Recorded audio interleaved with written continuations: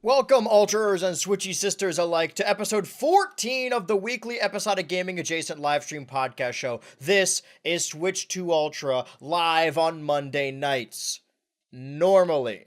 You see, up to this point, we have had a perfect unbroken streak of weekly episodes since the show began at the end of March. And seeing as this is the 14th episode, which is also the podcast episode of the previous continuity I did way back in the day with my friends before we all split, there will be no podcast next Monday, as we both have summer-related plans. That also seems like the perfect time to get all those in. Speaking of plans, earlier today, ahead of this stream, just because it happened to be the last day of the month, I released the teaser for the next Natter Chamber video that I'm working on, the next one that's going to come out. The video made it seem like it's going to be closer to I'm talking about the Fantastic Four, because the movie is coming out in July. And I wanted to talk about the multimedia crossover aspects. The cartoons, games, all that stuff, radio, toys, prior to the 90s, all the very early age, some would say like golden age comic stuff, when it comes to Fantastic Four, because I found that topic really interesting, and also I wanted to know where all those samples were coming from. And the video made it seem like it would come out way later. I'm shooting for still like this week, but that may not happen. But that's a Switch to Ultra scoop. I don't know when it is. Also, I'm gonna say this now, because I had no intention of saying it. But again, I forgot how annoying people can be. There's still gonna be total drama at the end of July. Alright, you guys can fucking chill out now.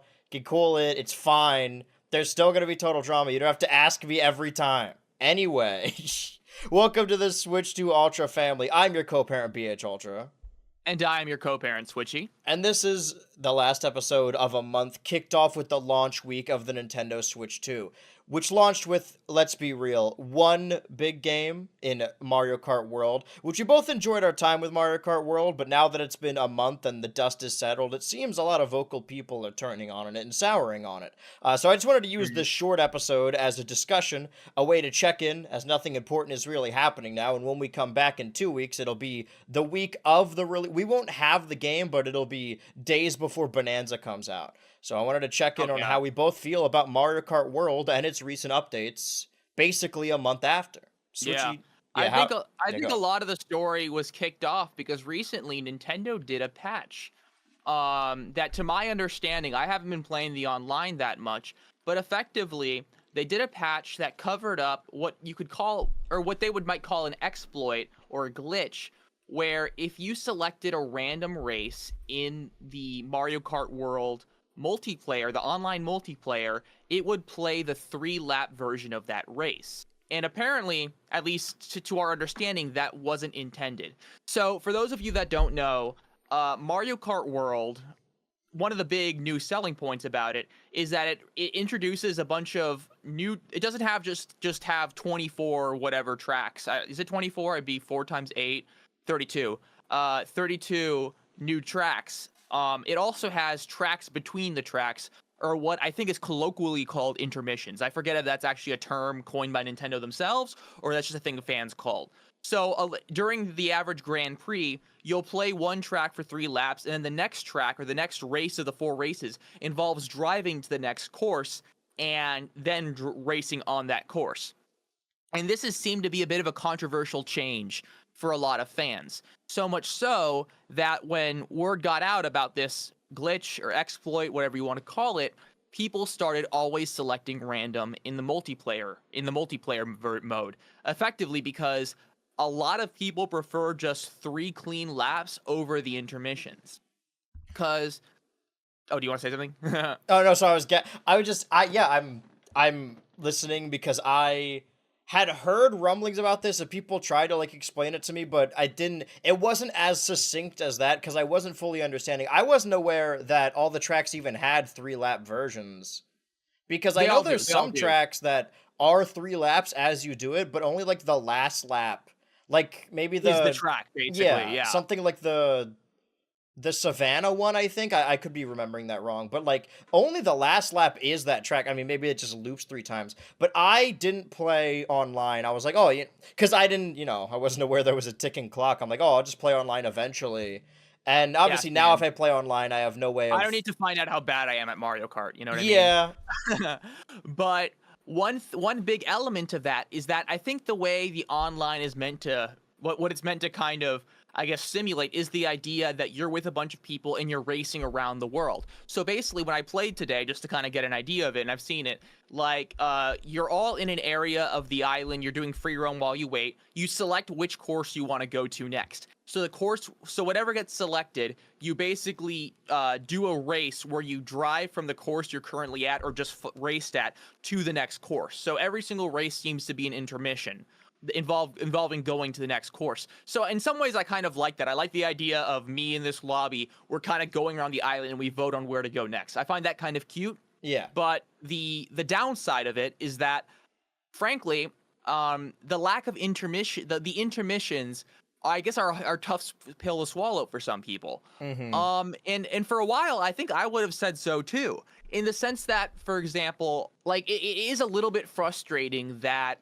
Airship Fortress, for example, I love that course. I'm pretty sure that's one of the courses where, at least in the Grand Prix mode, you spend 2 of the 3 laps driving to it, and the last lap is only on it. And I love Airship Fortress, and I think it's a really fun map, or at least I love the visuals. And I guess I think I'd rather play 3 laps on it than just play 1 lap on it and spend the other 2 laps getting to it. I guess it's a less fun gameplay loop for some people.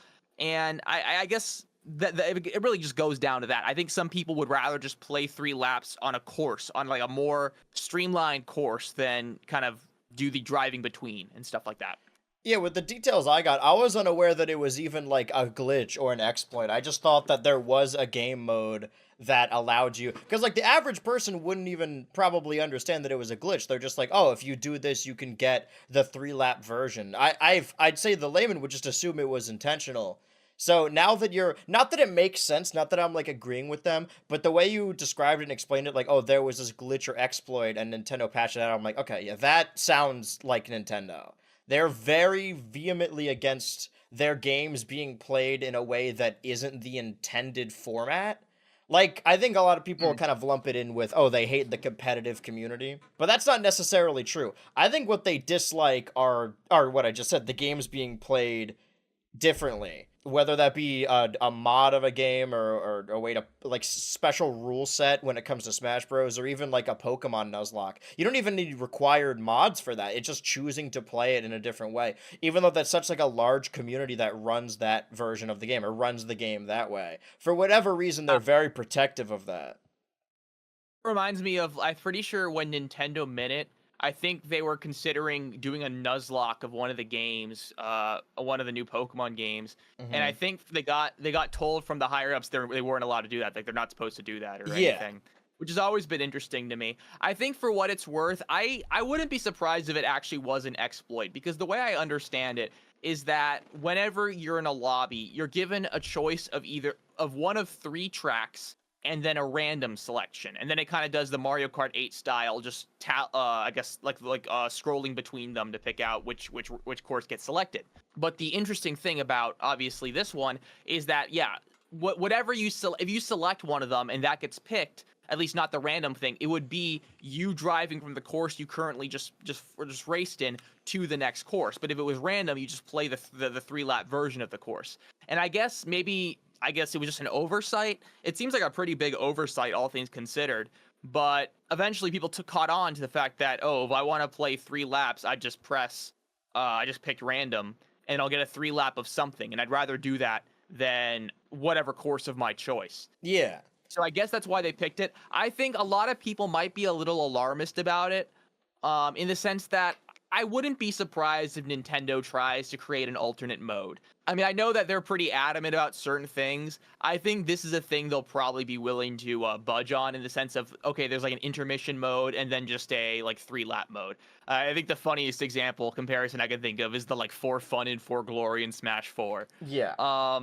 I think there's a decent chance they'd be willing to do that, but it still might be a couple weeks away and stuff like that. Yeah, the which more is gonna be annoying. I learn about it. Well, first of all, I don't know if you're the same, but I first learned of this exploit when the update came out. Like, I didn't even know I didn't even hear about it Oh, prior to then. I'd heard about it before. I'd heard about it before. Yeah. Basically, people like saying like, "Wow, Mario Kart 8 is so shit." I mean, I'm using kind of a dumb voice. I don't mean to do that.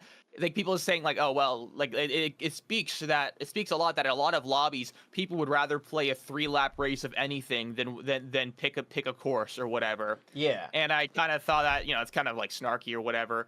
But I think it is interesting that for a lot of people, they'd rather just play 3 laps of something than one of the intermissions. And it's interesting because I feel like on some level I get why people don't like the intermissions, but on the on the other hand, there's a lot I do like about them.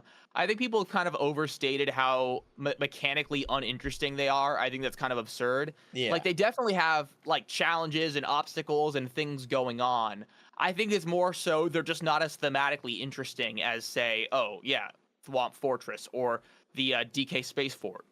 Not Swamp Fortress, Airship Fortress. I kind of feel I was gonna say I kind of feel the opposite. That like if the argument is that like there's no real like thematic cohesion in the in between, they need to be generic. I kind of disagree because I don't like that for some of the cups to keep them consistent. Like there needs to be a realistic way for you to drive to what like they need to be climately in the same area. So yeah, like this is like this. It's like Mario. It's like this is the sand area and this is the ice area.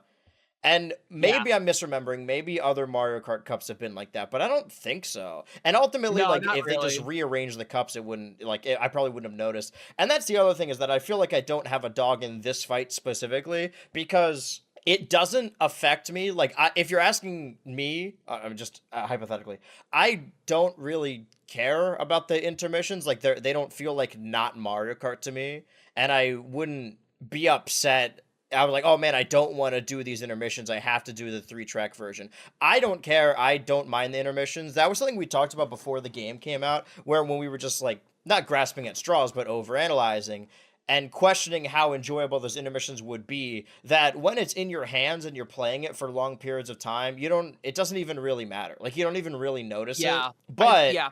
it was, to my understanding, a feature that Nintendo removed. But now I'm hearing that it was an exploit that they removed, which isn't Yeah. good, but there's a possibility that they weren't even being malicious in doing this. They just like, oh, there's a bug in our game, let's fix it. But Yeah. again, like, although it doesn't affect me, I'm not going to be like, why is everyone complaining? Because it's something that was in a game that was taken out. If people were complaining now saying like, oh man, remove the intermissions, I'd be like, whatever, dude, just play the game. But the fact that it was in the game and then it was removed, that I could see why people are upset about it. I think it was. I would. I mean, I guess once again, I'm surprised that they would have made that mistake because I feel like these games are pretty rigorously tested. But if it was an exploit, if that's really the claim, then I guess I kind of get it. But I mean, the exploit was kind of being used by fans for what they thought was a more enjoyable experience. And I think the right thing for Nintendo to learn from that is that, oh, okay, maybe we should, because I mean, at least in versus mode, and I assume in friend lobbies, I haven't checked, you can pick whether you want to race. I mean, it's actually interesting because like whenever you select a course in versus mode, you can select just a 3-lap race of that course and basically all the drives from that course to another course, which is kind of cool, all things considered. But I don't fault people for not being that into it, because I think there is something I like about a simple 3-lap course, as opposed to the sometimes not necessarily like overcomplicated, but just I don't know. That's one thing I didn't that wasn't immediately as appealing to me with some of the later Mario Kart 8 tracks, along with the DLC ones, where like a lot of these courses had sections and they were constantly changing between the laps. Like that wasn't a really big thing for me. In some ways, I don't know if it made it a little bit less fun to learn to play on. But I don't know. Maybe that's just me kind of being hit with a difficulty curve that I don't want to deal with. But what's weird is that I think the cup I struggled with the most was the first one, at least when it came to coming in first. Oh, really? On my side account, that like the one I don't use to stream, that I can, because I do want to play the. What happened was I was like, oh, this time around I actually want to, whenever I have free time, play the game instead of just waiting to stream every time I want to play it. And for that first week, it was like that. But then I realized that I don't really have a lot of free time, and the time I have to play is when I'm streaming. Also, maybe this is an embarrassment to admit, or maybe I just need to get used to it. But I think that, and this isn't a complaint because it's just something I do think I need to get used to it. But I'm not used to the size of the Switch 2. So the way I hold it and like play like really wears on the balls of my thumb, like the joint down by my hand. And I was Interesting. like playing it in between editing and writing Excuse sessions. me. So I was never not using my hands. And then I was just like, I don't want to do this. Oh, And I got tired out. But sure. I've been outside of stream. I mean, I got 18 hours of it overall on stream over the past month. And I've been playing it a lot more Huh. on the side account, trying to get the 3 stars and all the cups. I haven't been nearly as lucky in Knockout Tour. And I mean, if we're levying notes or the way we feel about the game, it wouldn't matter either way because playing battle mode by yourself isn't fun. But I feel like Oh yeah. it's been a long while since there's been a balloon battle mode in a Mario Kart game that I thought was really fun, as opposed to like a side game. And I think that's why I've been saying recently that like, oh, Mario Kart World is like my Smash Ultimate. Like I've always played the series, but this is the one that I'm starting to play a lot more and understand the mechanics and actually want to play. And I was wondering why when it came to racing and all the previous games, I just never developed those skills or even learned how to accelerate properly. And I was like, oh, okay, I was probably just a kid throughout all of them, and I was a kid throughout most of those games. But I think now that I'm remembering, most of the time I had in all of the Mario Kart games leading up, I mean, not to this one, but to, I suppose, Mario Kart 7, because that's when they stopped doing traditional balloon battle stages, was playing balloon mode. All the fun I had with my friends playing online or playing at home Dang. were the specific balloon battle stages. And I know what they're going for, right? They have an open world, so they're like, oh, we could just drop them in the middle of this open world, and then they could have a balloon battle. And there are small sections around the open world that aren't not unavailable during the races, but there's really no way that you would want to access them in the races, and Lakitu will bring you back to the course if you're off it for long enough. But in the open world, there's these little racing sections that you just hit the P switch and you do it. And they're modeled after, I think, the Super Nintendo Super Mario Kart races, the other ones that are more simplistic and flat and blocky. Instead of making those or remaking them and putting them in cups, they just have them kind of hidden around the map. And I feel like the map Mhm. is so big and has a bunch of open space that they could have had like specific dedicated balloon battle stages in it. Yeah, that would have been And cool. this was a complaint that came up with Mario Kart 8. And then in Mario Kart 8 Deluxe, in the carryover to the Switch, they added more traditional balloon battle modes. So if you guys don't know, balloon battle in Mario Kart 8 for the Wii U, there were no new courses. They would just drop you on the racetrack for specific courses that are already in the race cups.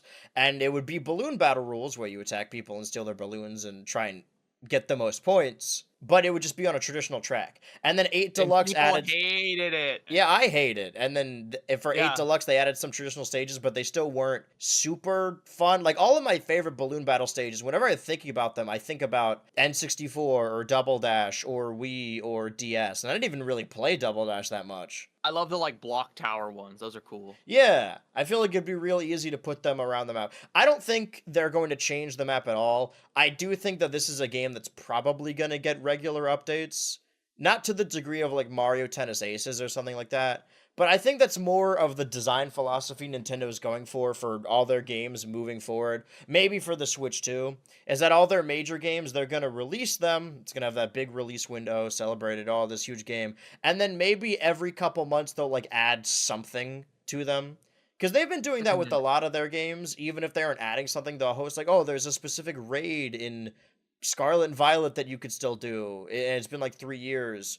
Or even in Smash Bros, like they're still hosting like Smash events on rotation that you could play online to this day.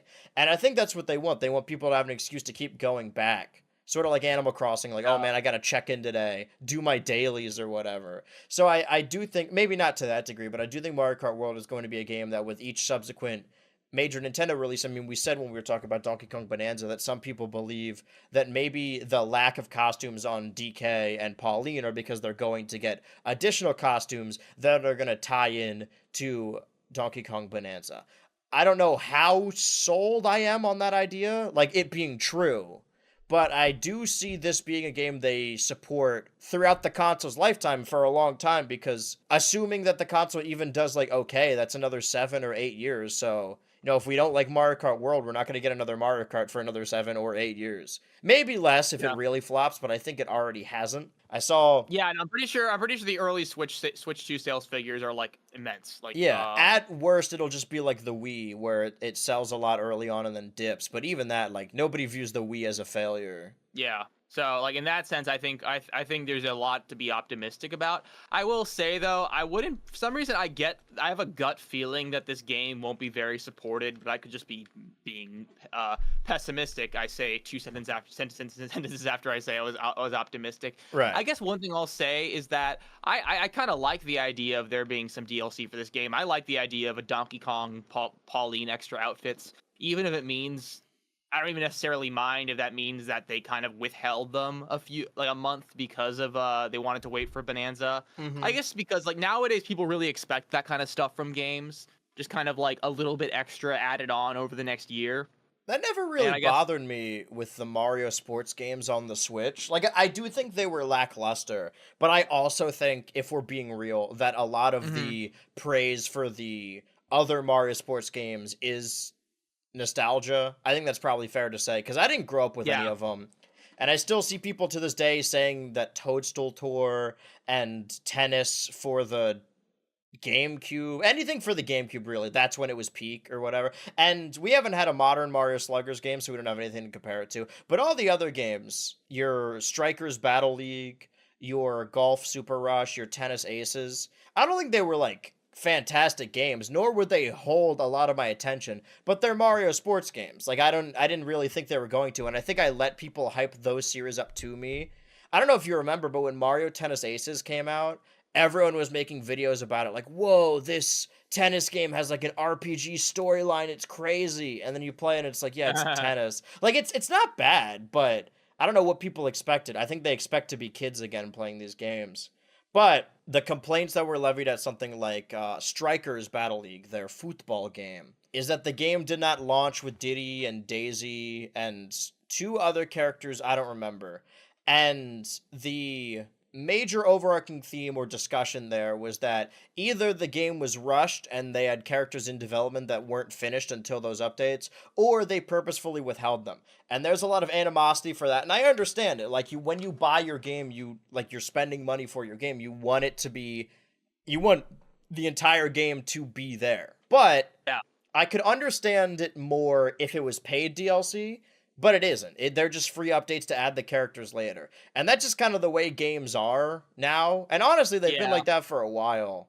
I remember I was talking We're about, I think, were we talking about Fallout? Or I was talking about Fallout with somebody upstairs at some point, I don't think it was and Fallout. was hyping up, or not hyping up, but discussing New Vegas and comparing it to how buggy the other Fallout games are. And I'm like, I don't know if you guys remember, but when New Vegas launched, it was famously broken, and they had to release a Oh bunch yeah, of that might have been patches me. for it. Yeah, maybe. But that's not even a recent example. Like, that was a decent ways away. And I'm not defending it, Yeah. but I'm saying, like, that's the way games are now. You can, and I Yeah. think that it's not necessarily a negative thing. I do think that there's a lot of companies that release their games unfinished. And I also think there's a lot of companies that purposefully withhold characters, skins, modes, or whatever to make them DLC. Like when Smash Ultimate came out, the future updates like the stage builder and the special arena settings, those were meant, oh, and home run contest. Those were meant to be in base game. They just didn't get them on in time. So as long Mhm. as it's, but when it comes to costumes for characters, I can't imagine that was like, oh man, we just didn't have enough time. No, I think if that is the case, I'm not even like super convinced that that is the case because we haven't seen it yet. Maybe I'll be proven wrong or they'll be proven right. It's kind of the same thing that they're purposefully holding them at. But either way, as long as the updates are free, I don't really care. And I don't think that artificially elongating a game is necessarily a bad thing because every time they added characters to Mario Strikers Battle League, then I would stream the game again and with the new characters, and it gave me an excuse to go back to Mario Strikers Battle League. If they didn't add those characters, I probably would have played the game the week it came out and then never again. because there's so many other party games to play on the Switch. I do think that a lot of the appeal of these sports games made by Nintendo are playing them on a couch with your friends, and I feel like you could play Nintendo Switch Sports online, but it really isn't the same thing, the same experience. And I do Playing think that's Wii a Sports with online randos. Yeah, that's a fun way to yeah, spend such a your big part of it is afternoon. just being in that room. And Yeah. I did do the single player for a lot of these games.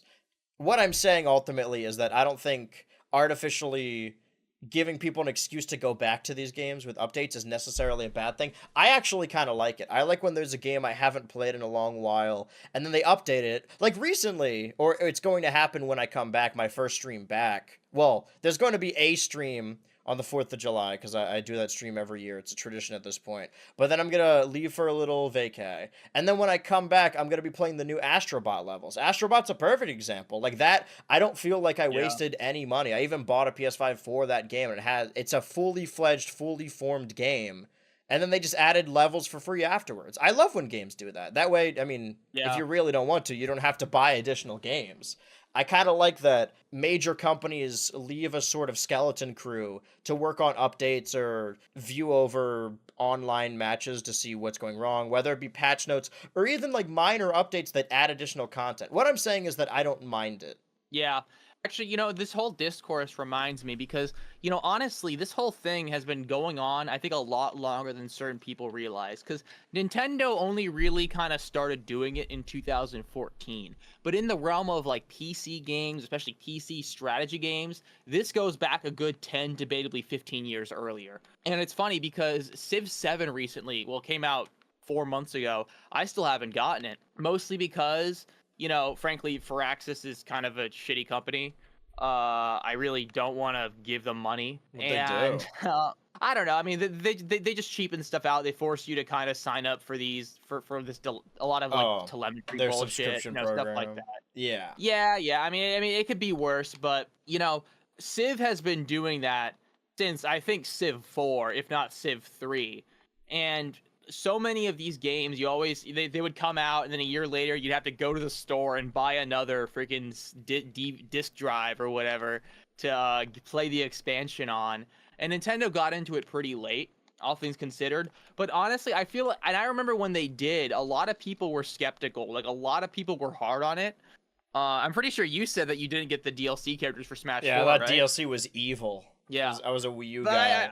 I don't think Nintendo has ever really been that shitty about it. Well, I No. guess you could argue. I mean, some of their expansion passes are really pricey. I mean, Yeah. I didn't get the Scarlet and Violet DLC because it was like $40, and I'm like, And if you want to is play this both really? versions with it, even if you have both games, you got to buy the DLC twice. Yeah, that's a little excessive. Smash Bros. I never On had the I other, mean, I did have a problem with it, but Smash Bros. Was always a good example of all the DLC characters were characters that either couldn't be on the main roster or were planned for the main roster but had to be pushed back. And yeah, I don't I mean, mind that. That is a I paid remember DLC though. a big caveat people brought up with Smash Bros. Was that these characters were made after the game was developed and the initial game was developed, and that was a big thing people kept bringing up. And I guess that was because that was a lot of people who felt like they needed to like draw the line about between ethical DLC and unethical DLC or whatever. I guess that's the point. That's the point. I don't really think it's that necessary. I'm that important. I mean, I guess I kind of do. I mean, if you do have something that's already ready to be released and you just hold it back, I struggle to see a point for that. But Yeah. I don't know. I mean, that's how a lot of game companies do it. I guess honestly, what I will say, the silver lining for companies like Firaxis and 2K and especially PC developers when it comes to DLC is that after a few years you can get the entire game for like with its DLC for dirt cheap. You know what I mean? But Nintendo doesn't budge like that. We finally got Mario Odyssey for like 30% off after 8 years. Yeah, that's And strange. it's like that's not something we get very often, at least with Nintendo. So frankly, I don't know, is someone gonna want to play Scarlet and Violet with the DLC in 5 years? I don't know for sure. Yeah, I guess that is the interesting point when it comes to a lot of these games, especially ones that are specifically dedicated online. I mean, we saw it recently with what they call live service games. I mean, we see it all the time, but it happened with multiverses. And I, as someone who plays GTA Online, I know people have a lot of issues with it about how grindy it is, but I always prefer the option to grind over it being like a mandatory purchase.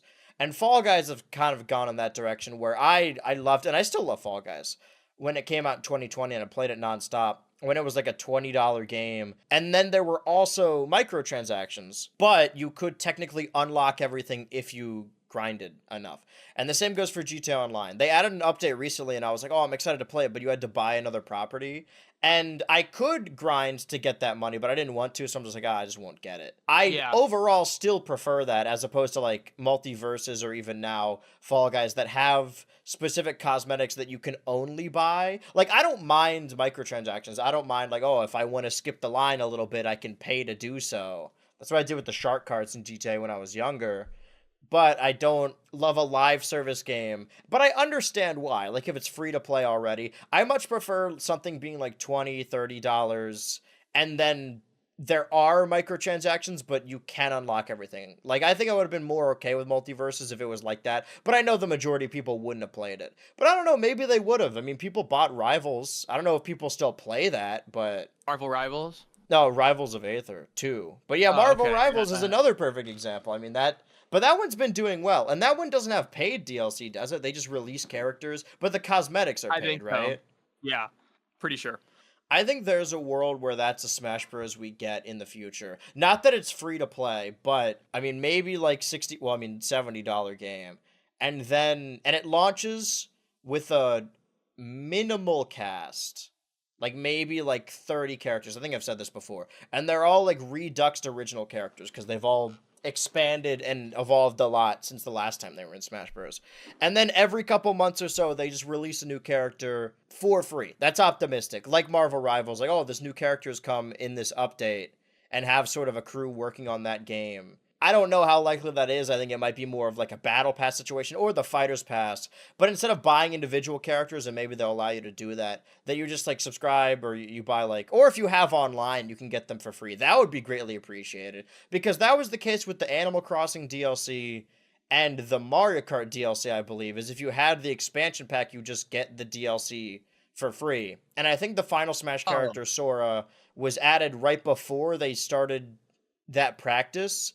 So I hope it's something more akin to that. I don't foresee, because it's Nintendo, us getting a game where they slowly add, especially Smash Bros, where all the characters control so differently. Like, if you want to add a new character to Mario Kart World, that's you put a model in there and some animations and some voice acting. Smash is an entirely new character.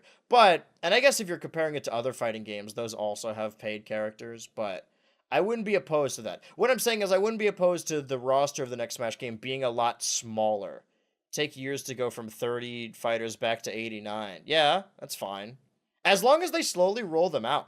Like, again, like, I'm always going to play Smash Bros, but think about how many people would be playing the game regularly. Like, oh, let's say the game launches and then it's 7 months later. Sure, people will still be playing it. The dedicated people that like Smash Bros. Now imagine 7 months later and they're like, hey, new character coming out for free. Then a lot more people would swarm to the game solely to play that new character, even if it's a rehash of a previous character. I think this is the best way to get redesigns and maybe not reboots, but, look at the characters that are already in Smash and try and reevaluate them a little bit so we can and when they add the characters back, they'll have more individual development time as opposed to, I don't want all of the characters to come back. I mean, obviously I love Smash Ultimate, but if I want to play Smash Ultimate, I can play it on the Switch.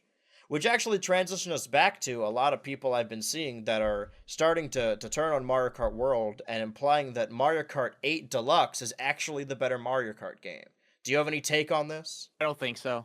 Well, first of all, I think Mario Kart World has better graphics for whatever that matters. But as they say, graphics don't matter, gameplay does. It's got more soul. It's got more soul. Mm-hmm. Well, I mean, I was playing Mario Kart 8 today, and I was kind of taken aback. It's like everything's a lot less expressive. I think they really nailed certain things down in World that they still kind of struggled with in 8. Obviously, they had more processing power. One thing I'll give 8, though, is that 8 definitely has the better cast of characters. Yeah, because well, 8 had 42 characters, though Right. it should be worth noting that like I think like 6 to 8 of them are just, like Metal Mario and Pink Gold Peach and stuff like And a that. lot of them are Koopalings. Yeah.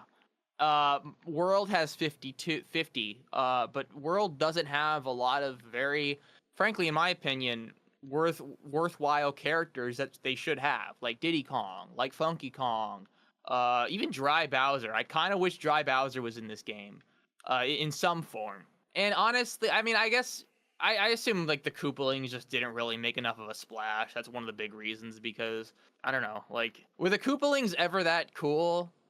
Like, It was I remember fun when for they that were. period when like the new Super games were coming out. I think it was, did they first appear in New Super Mario Bros. Wii or first It was Wii, reappear? yeah. And I remember It was Wii. I was a kid when Wii came out, but then around the 3DS and Wii U era, I was much more online and I was watching people who, made content about videos or games that they were nostalgic for. And everyone was pointing at the screen and be like, "Oh my God, it's the guys from Mario 3 and Mario World." And then in, I Yeah. think Mario New Super Mario Bros. 2, like Reznor was there, the little rhino boss fight where they're on the merry not the Yeah. merry-go-round, but the Ferris wheel. And Yeah. then they added I the forgot about Tanuki that. suit. Like there was a big era of like 3 and world nostalgia that wasn't there for a while. Yeah, it reminds me, I remember when I was a kid, I watched the Screw Attack Best Mario games. And you know what number one was? Mario Bros. 3? Mario Bros. Mario World? Bros. 3. Mario Bros. Mm. 3. And that's always surprised me because I've played Mario 3. I wasn't wowed by it. It's still pretty damn good. I don't know if that's just like a millennial versus Gen Z thing, but it's funny you bring up the Koopalings thing because the exact same thing happened to me. For a while, I kind of got the impression that people didn't like Bowser Jr. because I don't know, he was just like a lame replacement for the Koopalings. But then I like played Mario World and 3 again, and I'm like, dude, the Koopalings are nothing characters. Like, I'm sorry. I mean, to be fair, I mean most Mario characters aren't like that dense, but it reminded me that there really isn't much to them, all things considered. I think most of the identity they have or don't have come from the cartoons, which even then aren't like that. Uh, like I don't think mean that much to people, but it's funny. It's like people were really really bummed, I guess, about Bowser Jr. replacing these characters that like you hit 3 times at the end of like at a castle in Mario World, and then you never see them again. You know what I mean? I don't know. I think people That's a my hot quote take against the Koopalings. I think people equate style, like you said, to design. And I think at a Yeah. certain point the game started having style, but I wouldn't say that. I think anything pre 3D, it's kind of hard to decipher style from certain characters.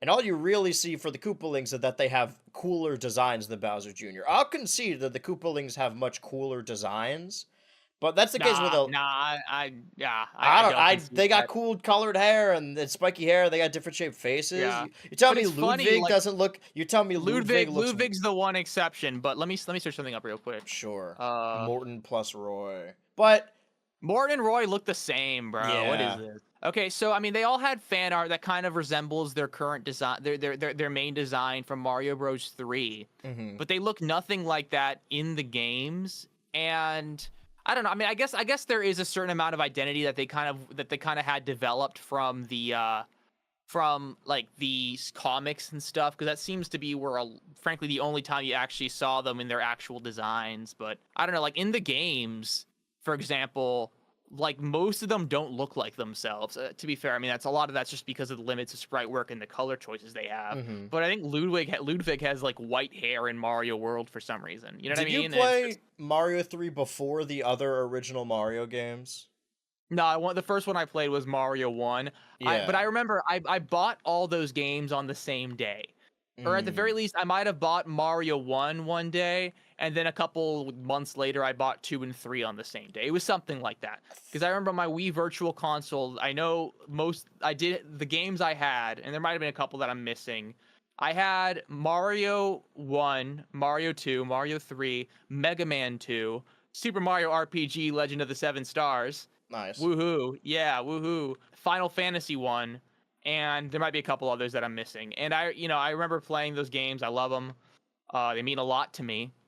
Though I usually would rather just play the Mario All Stars version. Though there might be like things about that are worse. I don't know. I just like the I mean, I like the probably graphics for not. nostalgia to me.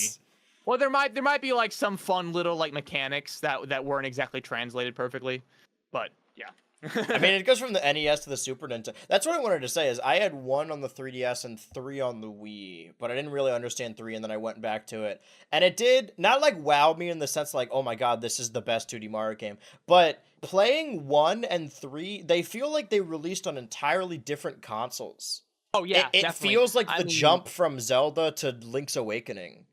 Or Link to the yeah, Past, no, I mean. My absolutely. mistake. Absolutely, you're completely right. And I think that actually goes to show, how quickly Mario grew and adapted and how quickly technology was moving back then because I'm pretty sure 3 came out in like 1989. Let me double check that. Yeah, I mean, if you play the Mario new Super 19 nope, games... 1988. Holy shit. Yeah. So yeah, and you think about that and it's really nuts. I mean, I guess there's more enemies, there's way more levels.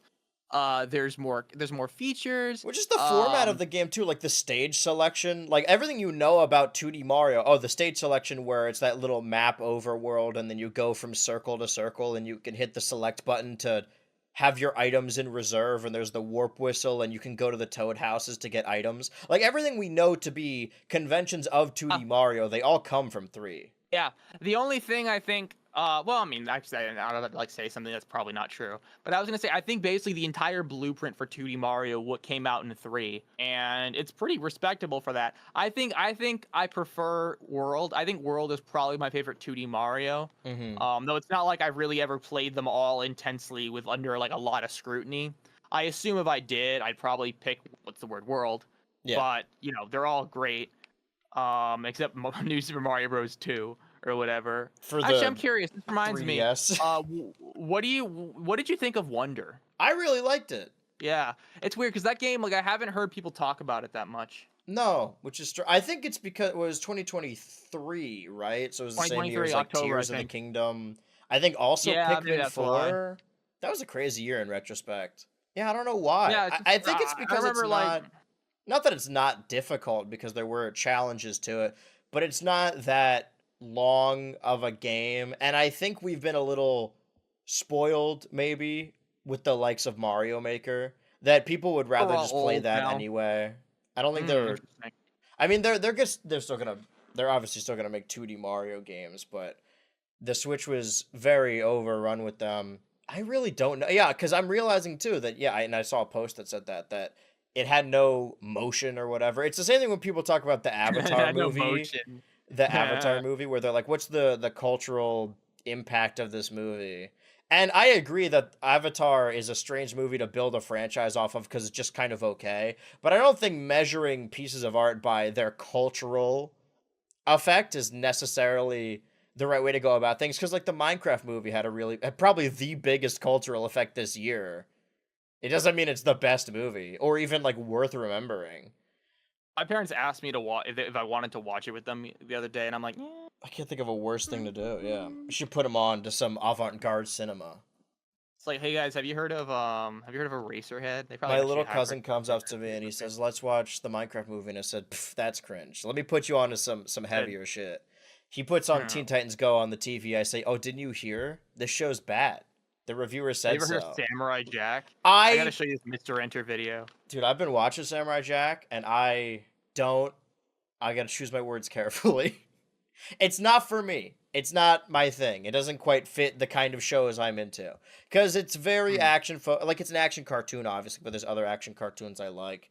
I didn't like action cartoons a lot when I was a kid. Dude, me Because, neither, dude. I thought action was fucking lame. I thought it was for boneheads, dude. Straight up, yeah, like. for Neanderthals. Because I'm a very dialogue-centric person. And there's shows like My Adventures with Superman, or I'm sure there's other examples. I guess you could count like Steven Universe maybe as like an action show. Stuff that has action elements and fights I like and choreography, but for me like the characters are the most important thing. And a lot of these action shows, even like Teen Titans, which I did really like as a kid, I feel like some of it's fine. It's okay. Yeah, there's nothing really exhilarating to me about most action. And as a kid, as I said, like honestly, I was kind of I don't know if I was made fun of, but like I remember seeing, my cousins, they seemed to like shows like Ben 10 and Avatar even, I'll say. And it's funny because Avatar is now probably like my favorite show ever, but as a Did you kid I watch kind it of as looked a at it and kid? like, no, I didn't watch it until I was 12. I didn't watch it um till 2020. Wow. But yeah, no, and I think like, I don't know, I just saw a lot of those action shows, the way they were advertised. I'm like, I don't want to watch that. That looks stupid. It looks boring. I don't know. It's like something about the power fantasy of being a superhero or being kind of like a fighter or whatever was just lame to me as a kid. I don't know. Or at the very least, I kind of like got bored of it really fast. I know I liked Power Rangers when I was like 4. Hmm. And then like that was lame to me by the time I was like 5. I remember in And the I don't know. 2010s, it seemed like there was an epidemic. I mean, everyone I would watch that would talk about cartoons would talk about like how few action cartoons there are and how there's no more action cartoons. And I would And just kind of I was like dabbing on that grave, bro. I was peeing on it, dude. I Straight would up. get I'm like I'm sniffing, like yeah. talking shit that I don't even mean, I but would I'm get caught saying, but up in like, it because, it was a creator I like. So I'm like, you know what? Yeah, let's bring these. But like that happened a lot. I would just parrot opinions that I didn't actually have or believe just because someone I watched said it. And didn't watch any of these cartoons. So I just had to take their word for it that it was like the best. And then I would like big up and hype cartoons to my friends that I had never watched. dude, I was like that. I was like that because of Mr. Enter. I remember Yeah. telling people Let's like, put on guys, I Dave the hear Barbarian. Samurai, dude, Samurai Jack, dude. I actually I've only watched one episode of Samurai Jack, and I don't remember what I thought of it. It's probably a good, It's decent not show. bad. It's just not for me. Like it's not. I can understand why people cared so much is because it was one of those few shows that was semi-serialized and then it didn't get an ending and then it did get an ending and that ending was pretty underwhelming to a lot of people who watch Samurai Jack. I think I haven't gotten to that part of the series yet. Maybe the Adult Swim season is like really really good, but so far it's not even bad. I just, it's not the kind of cartoon I would like or watch specifically as a kid. I just preferred to laugh. I wanted to watch comedies a lot. Yeah. It's interesting. I remember there was a point in time in in middle school where I wasn't doing the thing like where you like watch TV like just kind of casually without really thinking about what you're going to watch. I kind of stopped doing that. But I had kind of gotten into TV reviewers and stuff like that. So I tried getting into a few shows that I think kind of just like eluded me. Like I didn't really get it. That's how I feel And about 30 Rock. yeah, oh, really? But I think one example is I think I tried to watch a couple episodes of Courage the Cowardly Dog on Netflix, Hmm. and I guess as an 11-year-old kid, I couldn't get into it. I think there's I some might like it more cartoons now. that are just not meant to be binged. I think you do just need to like That's a catch thing them on too. TV. It's a shame they It's like canceled yeah, Checkered Past. because it's like I imagine. I mean, are you really supposed to like? Oh, I want to get into Courage the Cowardly Dog. I guess I just have to watch season 1, episode 1. Like, I think if I didn't, if I just caught it on the fucking air, I probably would like the show a lot more. And to be Yeah. fair, it's not like I dislike the show. I haven't seen an episode in a long time. There's I never saw a full episode as a kid. I feel the same way about Ed, Ed and Eddie. Frankly, I probably would love that show, but I always discarded it as like just like a dumb show for like stupid kids or Kid whatever. Slop. I don't know. Did I straight up had like a superiority complex as What a did you child? Like I watch as a thought kid? Phineas and Ferb. That was like my Oh, main and you were like, show. this is Fun. Yeah. the thinking man's I cartoon. think yeah, no, straight up. And honestly, I think one of the big reasons like I really liked watching that show specifically. Well, one is that it is pretty dialogue oriented. It's not it doesn't feel like, I don't know, just kind of lowbrow or whatever. But my mom loved that show. Oh my gosh, like that was like one of the best ways I communicated with my mom, is just kind of seeing how much she loved Phineas and Ferb and how happy it would make me. Like I felt like there was something special about it. That's probably why I still look at it so fondly, along with the fact that I think it's just there's a lot of cool things about that show. Yeah. I also liked SpongeBob, but even as a kid, I recognized like I was like from the point I was maybe like 8, I recognized that there were episodes that I really liked and episodes that I didn't like that much. Did you understand the classic and modern split when you were that young? I think I did when I was 9. Like I Okay. think I read something about how like after the movie, the like it got really bad. And honestly, maybe I just inherited that opinion, but like I don't know. Especially when you grew up around that time, this was like the era of like the Splinter SpongeBob, you're fired, stuff like that. And frankly, I think those like there are a lot of really bad episodes from that era. Mm-hmm. Or at least I talk about it. Actually, I'm going to talk about it in my Pocateo Island video, and I think I've talked about it in other videos. Is that around this time, I think there was a big reaction against like weird, kind of vulgar, maybe not vulgar, very.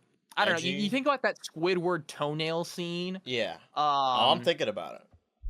and how Editor, flash on screen. like yeah. Let's all look like who slow motion. Thank you. Like why? First of all, I mean, I'm surprised they would be allowed to show that on a kids channel. I guess like I don't know. I mean, I God, imagine that's if you blood. like, made a video, it's actually blood. They're showing this to kids. A video on YouTube of you ripping your like fingernail off. Sorry, I'm kind of like getting like phantom pain thinking about it. Like I assume that'd be like restricted.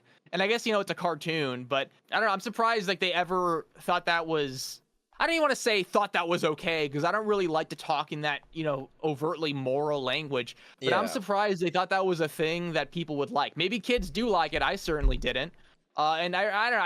I guess I just remember it as a kid. There were a lot of episodes that just felt very oversimplified and a little bit like dull. I don't know. And they were all like newer episodes of the show. Yeah, I think ultimately, and I've had this discussion on other streams before, where when it comes to certain content creators, that it seems now that not that you can't, but it seems the way a lot of people are talking, that they believe that they can only dislike someone for moral reasons. Like if there's someone you find annoying, you have to hope and pray every night that they're secretly a bad person, so that you could be like, yeah I don't like this person because they're bad. You could just not like that person. There's something really deranged when you hear people say like, "Oh man, I'm so glad I found out this guy's a pedophile." Yeah, you're glad that happened. I forgot. I forgot. I think it was Anthony Fantano. I saw someone say in a comment section, "God, I hope he gets like outed for like abusing a child." Yeah. And I kind of responded. I said like, when you hate someone so much, you hope a child gets abused just so you can hate them more. It's insane. Like, and I don't. I think you're like. Oh, that's not a healthy mindset. That's no, kind you don't need a moral reason to dislike someone. Someone can just be annoying. And I feel like a lot of that came through in certain.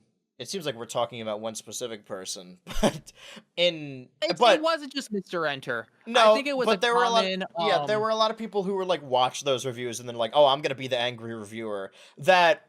Oh yeah, definitely. Their reason for disliking a comedy cartoon.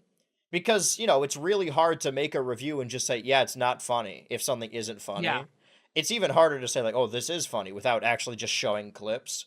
But because of that, a lot of them had to take a moral stance that it's not just that it's unfunny or not for me. It's that this is evil and hateful and it's teaching kids the wrong lessons. As if SpongeBob ever cared about that. Yeah, it's like, oh, I remember there was an episode, I think it was The Ringer, which all things considered is kind of a shitty episode. It's just not funny. You could say that about all these episodes. Like, it doesn't need to be disgusting or hateful. They're just not funny. And it's a comedy cartoon. Yeah. And I guess one thing, I'll say two things to that. I think, first of all, I do remember, it might have not been Mr. Enter. Maybe we're being too hard on him. There was someone that like reviewed that. I would be down for that. Yeah, I want to talk to him. But there was someone who reviewed The Ringer, and I think it ends with SpongeBob saying, I guess crying does solve your problems after, which honestly I think is kind of funny, I'll admit it. Dude, there's a bit in I think the live action Cat in the Hat movie, which I'm sure you've seen, where I actually haven't. Oh, wow. Where they're, like, sledding. Dude, I saw that as a kid. I thought, I don't want to watch that shit. Dude, I love that movie as a kid. But nostalgia aside, there's a bit in that movie when they're, like, sliding down a woman or whatever, and it's, like, this giant, like, log flume ride, and it's full of purple slime. And they're like, whoa, it's like a roller coaster ride. And then the Cat in the Hat says, like, yeah, it's just like those fabulous rides available at Universal Studios. And then he turns to the camera and says, cha-ching, and it makes that sound effect. And I remember, like, saw people talk about that. It's like, oh, look how much they're selling out. Look how awful. And dude, that's hilarious. And that's a good bit. I think it's a funny bit. And everyone tried to convince me it was bad. It is a bad movie, don't get me wrong, but I like it. I think I prefer movies to be weird and bad than, like, boring and bad. It's like a horseshoe. It's actually interesting you bring that up because it reminds me of Well, first of all, actually, I think as a kid, like of all the episodes from like the House Fancy era, I kind of liked House Fancy except for the freaking toenail bit. I Yeah. think I just found the concept of the episode like kind of fun. Um, but where was I going with that? I can kind of get like I think certain people are maybe I don't want to say overly sensitive, but I guess the best thing I can come up with is overly sensitive, where they do take certain elements from TV shows very personally, or they find certain things that I think some that like I would discard as, like Just a plain just bad kind of bit. over the top fun Yeah. as like things that make them really uncomfortable. I think the number one example for me is Sierra from Total Drama. Like I love Sierra. I love everything about Sierra, but Mm-hmm. she's definitely like there are people that have told me that her she as a character makes them uncomfortable. Like it's an uncomfortable thing for them to watch, and they don't like World Tour because of it. Mm-hmm. Um, It's such a and to be slapsticky fair, show yeah, I no, I think mean there's a it's certain never like been. dissonance there. Yeah, it's never been a problem for me, despite the fact that like what she's doing to Cody is obviously like deranged and evil. I Mm-hmm. think for me, because and to be fair, there were things in that show that kind of made my stomach churn a little bit as a kid. I think Ezekiel Gollum is the best example, along with frankly the Scott in the chair and Dakota as the monster and The stuff. Dakotazoid, That I yeah. that I kind of am sympathetic to that, to like not really liking some of the more off kilter humor in the show, Mm-hmm. but that comes with like I think like there is an element of it that is just personal, and I would never dare imply that someone is morally in the wrong for like writing something like that in. I think for me the big thing is impermanence, because at the end of the day, like all the terrible things that happen to Cody, like he's fine in the end. Yeah. Uh as opposed to like the implication that I guess Ezekiel is just destroyed forever. It's actually funny. I remember when Revenge of the Island came out, I thought like that was it for Scott. Like he was gonna be in Yeah. that forever. And then I was kind of relieved when he just came back like a normal person. Like that Mm-hmm. changed my opinion of the end of Revenge of the Island quite a bit. It's funny they kept Lightning's white hair though, which I found kind Yeah, of the Ezekiel and Dakota ones are just like malicious. They're like, yeah, whatever. But everything else is, I believe, them having the huge moment in season one where Heather not only gets defeated, but also she loses her hair, like a massive dethroning, and feel the yeah, need to every season up that a little bit, especially with yeah. season two, when you could argue Courtney's like the villain sort of this, at least the second half of that season, and she sort of just unceremoniously gets voted off on accident, Yeah, well, which it's happens a interesting. They lot kind of that season. they're really unsure because you see Duncan, he's kind of snoring and then he clicks, and I think it's implied, at least what you're led to believe, is that he's voting for someone accidentally. But then Yeah. he says in the confessional, like, "Oh, of course, Courtney's popularity is in the toilet or whatever," and it's like, Well, he was saying that like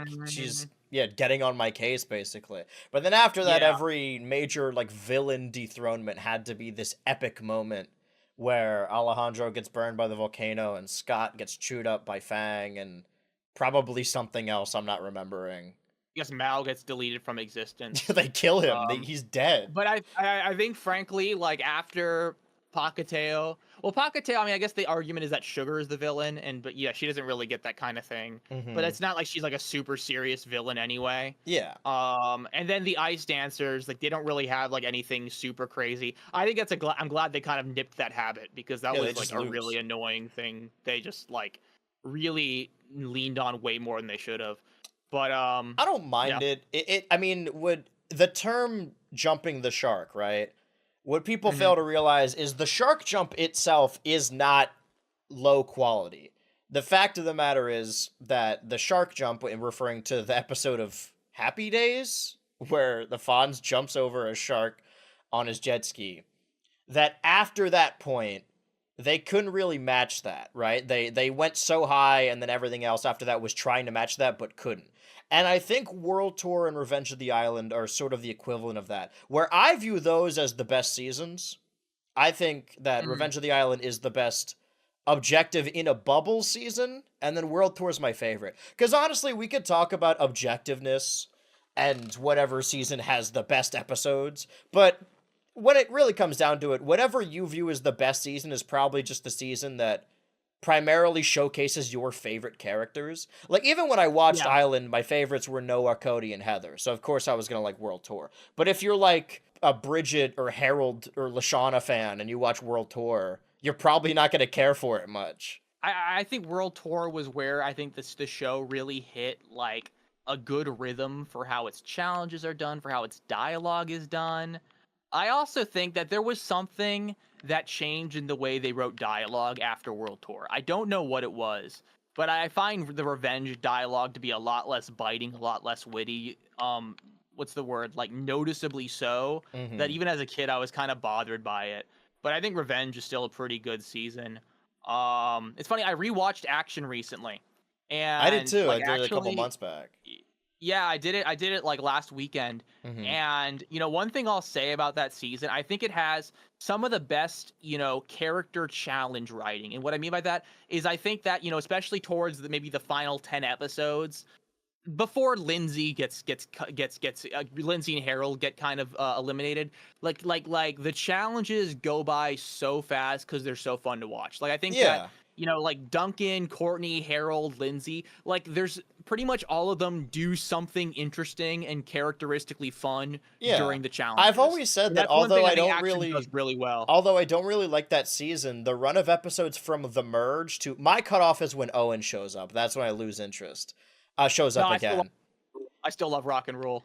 I, I Um, guess. I mean, it's a fun challenge. I think bringing back Owen is fine in any other season, but that's the third time someone has like joined in the middle of the game that season, and it's a yeah. little too much. But no, that stretch of episodes, Dial M for Merger, the Princess Pride, Super Herald, my favorite episode of that season and of most, honestly. I always like the Halloween themed episodes, like the ones that kind of came out around that time in the West. So the Hook, Line, and Screamer in the first Yeah. season, and I think the horror movie challenge wasn't Oh, October, that's a good but one. the one where they're solving a mystery on Get a a clue. train, that's like my favorite episode.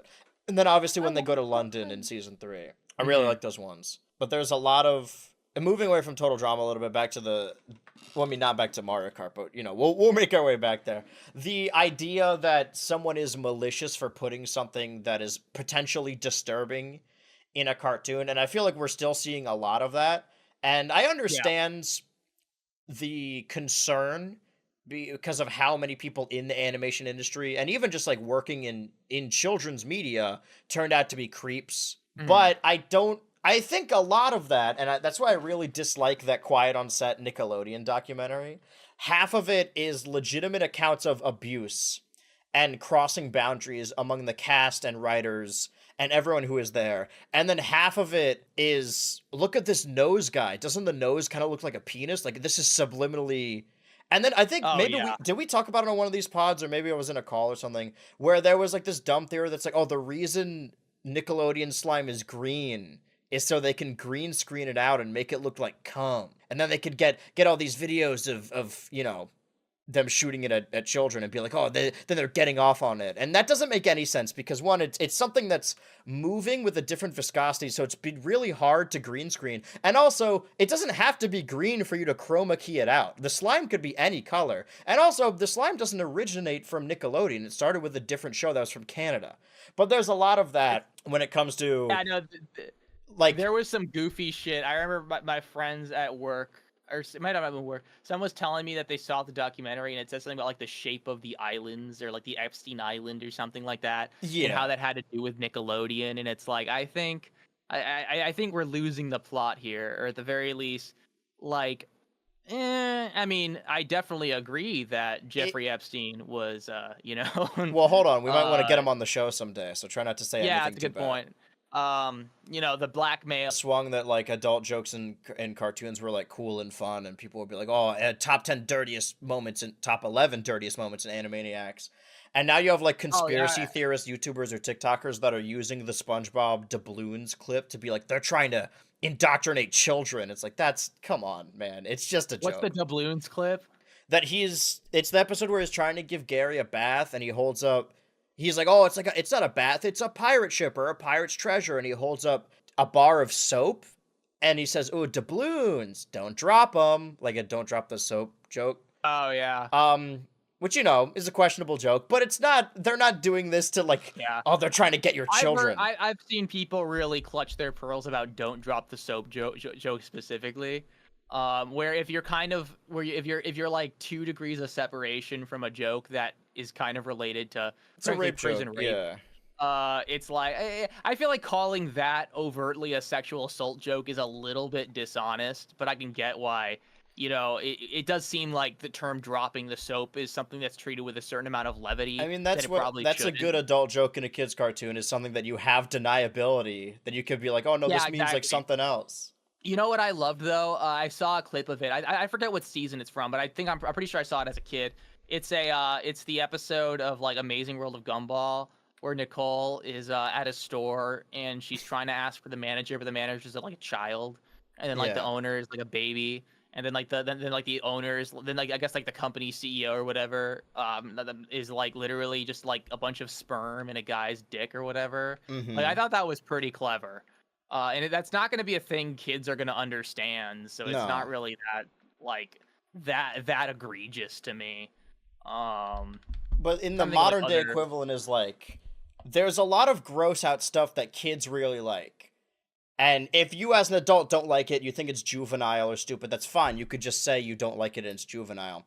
But I have seen this a lot when it comes to whenever there's a cartoon clip of like farts or like smelly feet or whatever, that people immediately go to the realm of being like, this is someone's fetish, and they're trying to Yeah, like force their fetish onto people. When I think I'm not saying that I find like farts and feet funny all the time. I like to think I have a more refined palate, but sometimes I do. Sometimes it is funny. Nor do I have a yeah. fetish for either of them, but I don't think every time a cartoonist puts a fart joke in their cartoon, they're like getting off on it. I think I've never been much for fart humor. I think the most I usually like it is when the joke kind of involves like the low browness of the whole joke. I've always loved Terrence and Phillip in South Park. Like I find that to be like pretty fun commentary on like quote unquote lowbrow shitty humor. Mm-hmm. And like I've always found the whole American Canadian War in the South Park movie to be really funny. On the other hand, like what was I gonna say? I think even as a kid, like I was a pretty tough sell for that kind of humor. Like I was kind of out by it.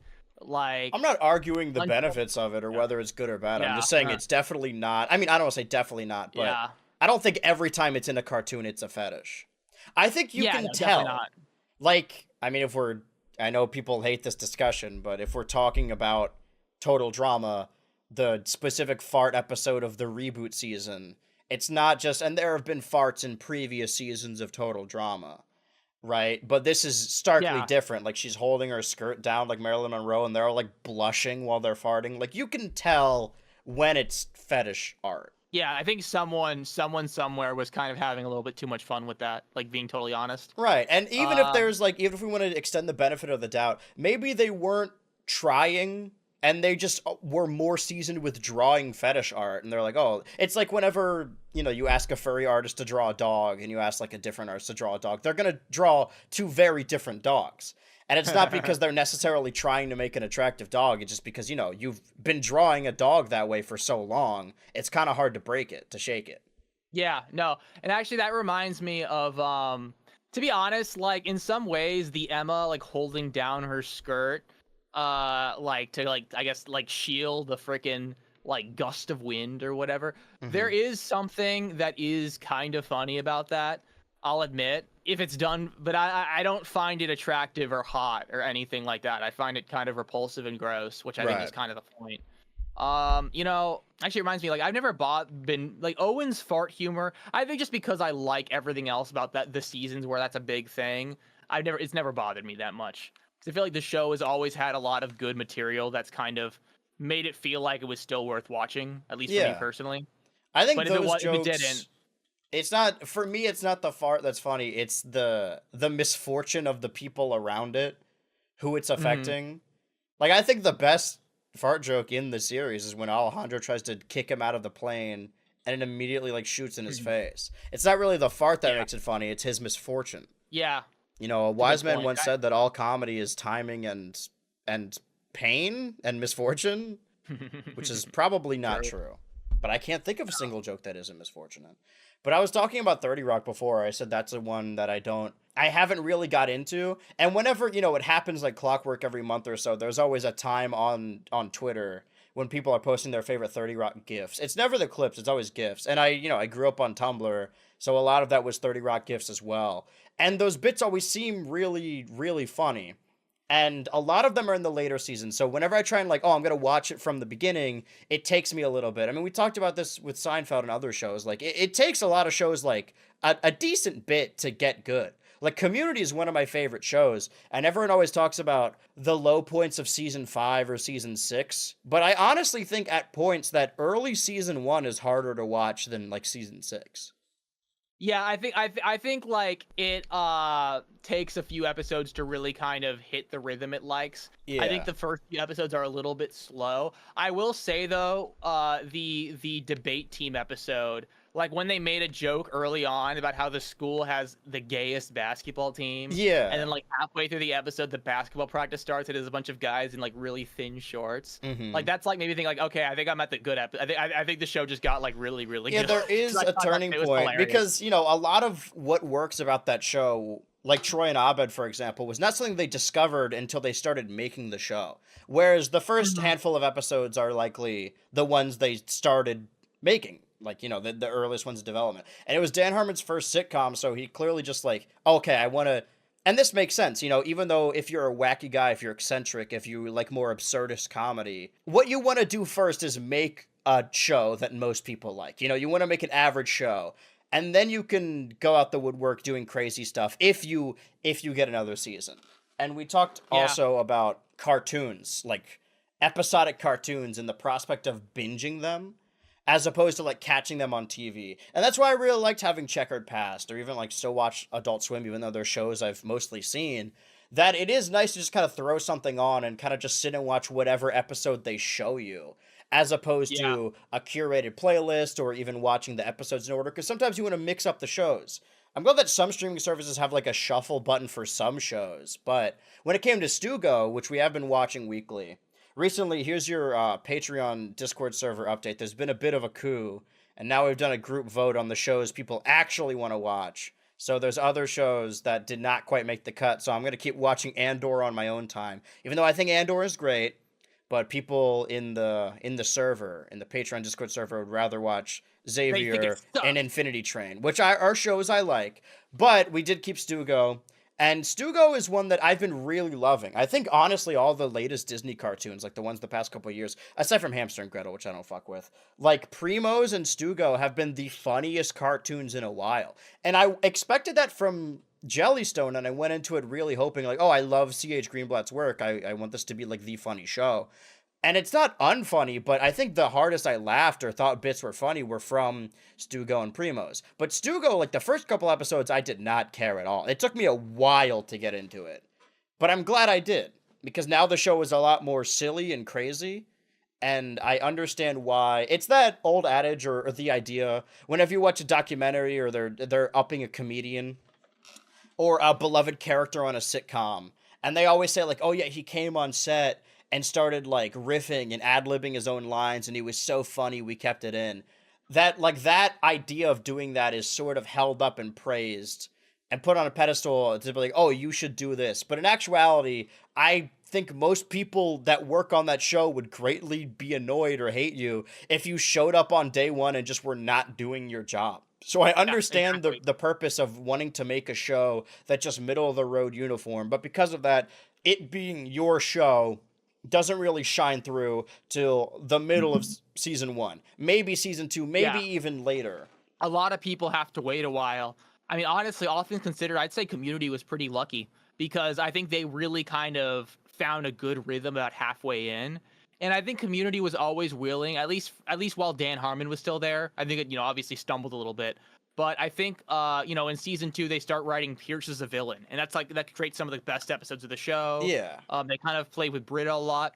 And all that's to say is that like I think you got to be willing to compromise when you don't have the cachet to be to like order everyone around and kind of demand a lot more than just kind of something that's passable. As much as I hate to say it, I mean that's just frankly part of the work. You kind of have to be willing to compromise Yeah, if it's when your you don't first have. show, I mean, especially, you don't obviously, want to ruffle any I mean, I guess the feathers. George Lucas comparison. Yeah, exactly. So asking to do a whole paintball war episode as the first episode is kind of a crazy idea. I think people would look at you like weird.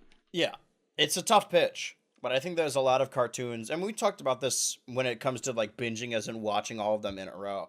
I much prefer I prefer watching an episode a week, but beyond that, I also prefer just kind of catching the episodes. Obviously, I don't have cable anymore, but I wish more companies, more of these, majority cartoon companies would curate a stream on their streaming services. And some of them are sort of doing that. Like Paramount has a live stream that's just constant SpongeBob, and they have a channel now that's constant SpongeBob. And that's all well and good if someone wants to put on some SpongeBob. And I think a little bit ago Disney Plus was also just like streaming all of the Simpsons episodes in order, and you could just jump in whenever. I think Oh, we're fuck. just constantly reinventing cable. But I wish I had Disney Plus, but I don't want to pay for it. yeah, check out Does Andor. anyone have Disney Plus? Anyone give me Disney Plus? Disney Plus. That'll be a But donation. anyway, yeah, I was like, but actually, that reminds me. I really fucking wish I had Boomerang as a kid.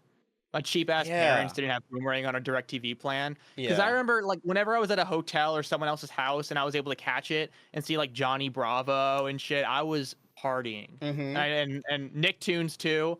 Like, I didn't get to see Nicktoons as much, but I just kind of wish I was able to watch those like 2004 shows because some of them are really good. Like, some of them are really good. I didn't get as much of that as I wish I could. Yeah, I had a friend who I grew up in the same neighborhood who would like watch Powerpuff Girls on Boomerang all the time and would talk about it. And I just like didn't get it because, I didn't watch that show. Basically anything before Camp Lazlo, I just, other than Courage, because they did air Courage a lot still in reruns, Yeah. but everything else, like I did entirely miss out on. Like I saw some Ed and Eddie, but I don't think I've ever watched. Well, I've probably got a handful of episodes, but the likes of Kids Next Door or Powerpuff or Dexter or Samurai Jack, and that's why I liked Checkered Past. There's a lot of those shows that I just never watched or have seen because I didn't have a reason to do so. I'm glad that, again, this is a channel I don't watch anymore, but people talk about how far Cartoon Network has fallen. And that's fair because there are no Cartoon Network originals. There's no Cartoon Network studio anymore. But I like that the channel now just has reruns of all of their shows from multiple eras as opposed to just that That's one good. distinct era. Oh, before you were saying that a couple things. You were saying that you bonded with your mom a lot because she really liked Phineas and Ferb. I remember that first or maybe second summer where Phineas and Ferb was just coming out. His first season, probably, and it split over that. Where we would go on vacation, and there's one family that we were with, and their dad. I guess, like, when you're a parent, when you're a dad, you want to be funny. You want to be the funny guy. So whatever your kids latch onto, that's got to be your bit. And I feel like that entire week we were there one year, he was just doing the Doofenshmirtz voice the entire time. Because we all loved it. That was like the funniest thing to us at the moment. And it is funny. So it worked out. Yeah, that there are adults in my like 40s or 50s that I think it's cute. They try and connect with their kids over cartoons. The fact that there's like, some, I guess now 50 or 60-year-old out there who has like an encyclopedic knowledge of Phineas and Ferb. And like my mom liked SpongeBob, but my dad, after my parents split, I would go over to my dad's place on Mondays so we could watch cartoons and wrestling. Because I made him watch Total Drama with me, so I just watch Total Drama with him all the time. And I forget sometimes that he's seen the majority of that show. Like, whenever he brings it up, I'm like, oh yeah, I forgot that there's like, this 60-year-old businessman walking around who's got like a real-life job. Does he have like opinions on it? Is he? Well, that's the thing, is that like, because they were Monday nights, it was that era of Cartoon Network Mondays when they it was Adventure Time and Regular Show and Mad and Total Drama, and then we would watch wrestling after. So like all those shows that like even cartoon reviewers or like cartoon fans maybe have not seen it, like my dad saw it, and still to this day, like whenever I bring it up, he's like, oh, I really hate that one mountain show with the monsters. He still thinks about Secret Mountain Fort Awesome.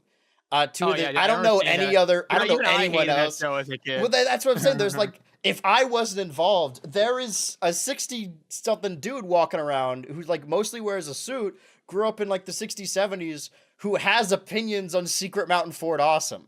in Wow. 2025. That makes me feel a lot more jubilant. It's like, you know what? It's I'm never looking too late, forward man. You to could always be watching cartoons. hopefully one day I can hate shows that my kids watch. Yeah. That's what I hated too, is when my older sister would be like, "Oh, there was a study that cartoons rot your brain." And I imagine whatever I was watching was dumb. But I think there's very few things that are dumb that actively rot brains. I think that, the term brain rot does come from that. I would say I don't think there's anything really on TV that will do that to children. I think if you put an iPad in front of your kid, your developing toddler, and they're just scrolling through YouTube shorts, I think that can maybe stunt development for sure. There's been a lot of discussion, people going up in arms about, was it Tiny Chef? There was a Nicktoon show, or Nick Jr. show, sorry, called Tiny Chef, and they got canceled recently. So the production company made like a purposefully kind of guilting and sad video of Tiny Chef like learning that they got canceled, and now the internet is like, I've never watched the show, but now I care, like I'm up in arms. And I think the show looks really pretty, but the main character, he kind of talks purposefully with an impediment, like a jumbled Mhm. mouth. And I saw a different tweet that's like, okay, this show is really cute and it's a shame it got canceled, but this has to be awful for like language development in children. And I don't think that's why it got canceled. I think just, sometimes these channels Dude, cancel imagine if shows. Pingu makes people stupid. Well, I watched like I think Teletubbies as a kid, and even my mom was like, "Yeah, I didn't get that one." Because like I like to think, I mean, we like to think, like, oh, we're not gonna be like our parents, we're the cool ones. We play video games and we're on the internet and we watch cartoons. We get it. But sometimes there is things that I hear about kids watching today, and granted, a lot of it is just internet slop. But sometimes there's shows they're watching. I'm like, how this can't be good for your kid. And I'm feeling myself getting older. I'm slipping into Yeah, that. dude, I genuinely wonder if me playing on like my Nintendo Switch is gonna be like how I see my dad when he says he wants to go fishing. It's like I fucking Mm. hate fishing, and I'm thinking to myself like, is that gonna be is that gonna one day be a lame dad activity? Not to Playing say your my dad Switch. is lame, but I think that like some of the things he does for fun are lame. Right. Um, Sure. like, is Your there dad's gonna be a lame. Got it. day when like my kids are like, oh my god, there's my stupid dad, And his soy playing his Switch. freaking his like soy switch. And you're wearing the Well, Zelda shirt and the cargo pants, and you got your Loot Crate box. Dad's at it again. There is, I mean, there's one of the most popular. I don't think a lot has super changed, but the most popular career paths for young people that are eventually going to have kids, and then their kids are going to be like, yeah, my dad was like I don't know, an Uber or like a DoorDash driver, anything like that. I know there's more and more content creators that are like having children. Can you I have a always find that family really on charming. DoorDash? Huh? Can you like support a family on like being an Uber Eats driver? Maybe if you keep doing it, I don't know. Maybe. Listen, I assume families I persevere no definitely. matter what. I That's true. always That's true. I always tell myself that Yeah, like I don't think I not the would have a kid classist or because I don't think anything. I'll ever have the money. And obviously like I didn't live my life assuming that I would have a kid, so I didn't set up like a career path like, okay, this is all for them, for hypothetical future them. That Yeah. I'm like, well, I would want enough for one, them to have a good life, hypothetically, and two, enough so that I don't have to work so that I can be there for them. But that is an insane amount of money to do both of those things. And I Yeah. say that like, oh, I don't have Frankly, enough money, but I don't really want one. But that's my tell is like, oh, maybe if I had all the money, I could do that. But you don't need all that to be a family. It still perseveres. Some people are just poor. yeah. No, I mean, not to be classist. I think more in the sense Not of around me what though. people I don't what interact people with pores. consider to be in order to have like what people consider to be a healthy family upbringing, quote unquote, or Mm-hmm. like healthy like being able to provide for your kids like healthily or whatever. Frankly, nowadays, at least in the United States, that's seen as like a luxury good. You need to make good ass money to be able to do that, unfortunately. And yeah, I'm just thinking to myself, I mean, theoretically, like, I mean, you probably could at the very, it'd probably be hard to be like a one income family on like Uber Eats unless you really grind out the gig economy. Mm-hmm. But I assume there's a lot of things you'll have to compromise on, at least things that people usually wouldn't want to let go of. Right. I think that's my thing. It's not so much, and it's the same thing with I talked about this on a different stream after last podcast. I think it was last podcast where we talked about dating app culture and Mhm. situationships and going on dates. And I realized something that I had forgotten, that when I was talking out loud and I was saying like, man, why do people go on these dates if they don't like dating or they hate these people? And then you said something so mundane that I legitimately didn't consider, and it like blew my mind that you said like, oh, you know how people just like sometimes want to hook up with someone. And I was like, oh, right. Like I forgot that blew my mind. And then it makes me assess that for most of my adult life, I was like, I'm a pretty asexual person. Like, I think I don't want anything to do with anybody. But I think what changed is I really love my partner. And obviously, like, it's not that I'm making exceptions for them. It's that, like, I enjoy doing that with them. It's just that I don't enjoy it with really anyone else.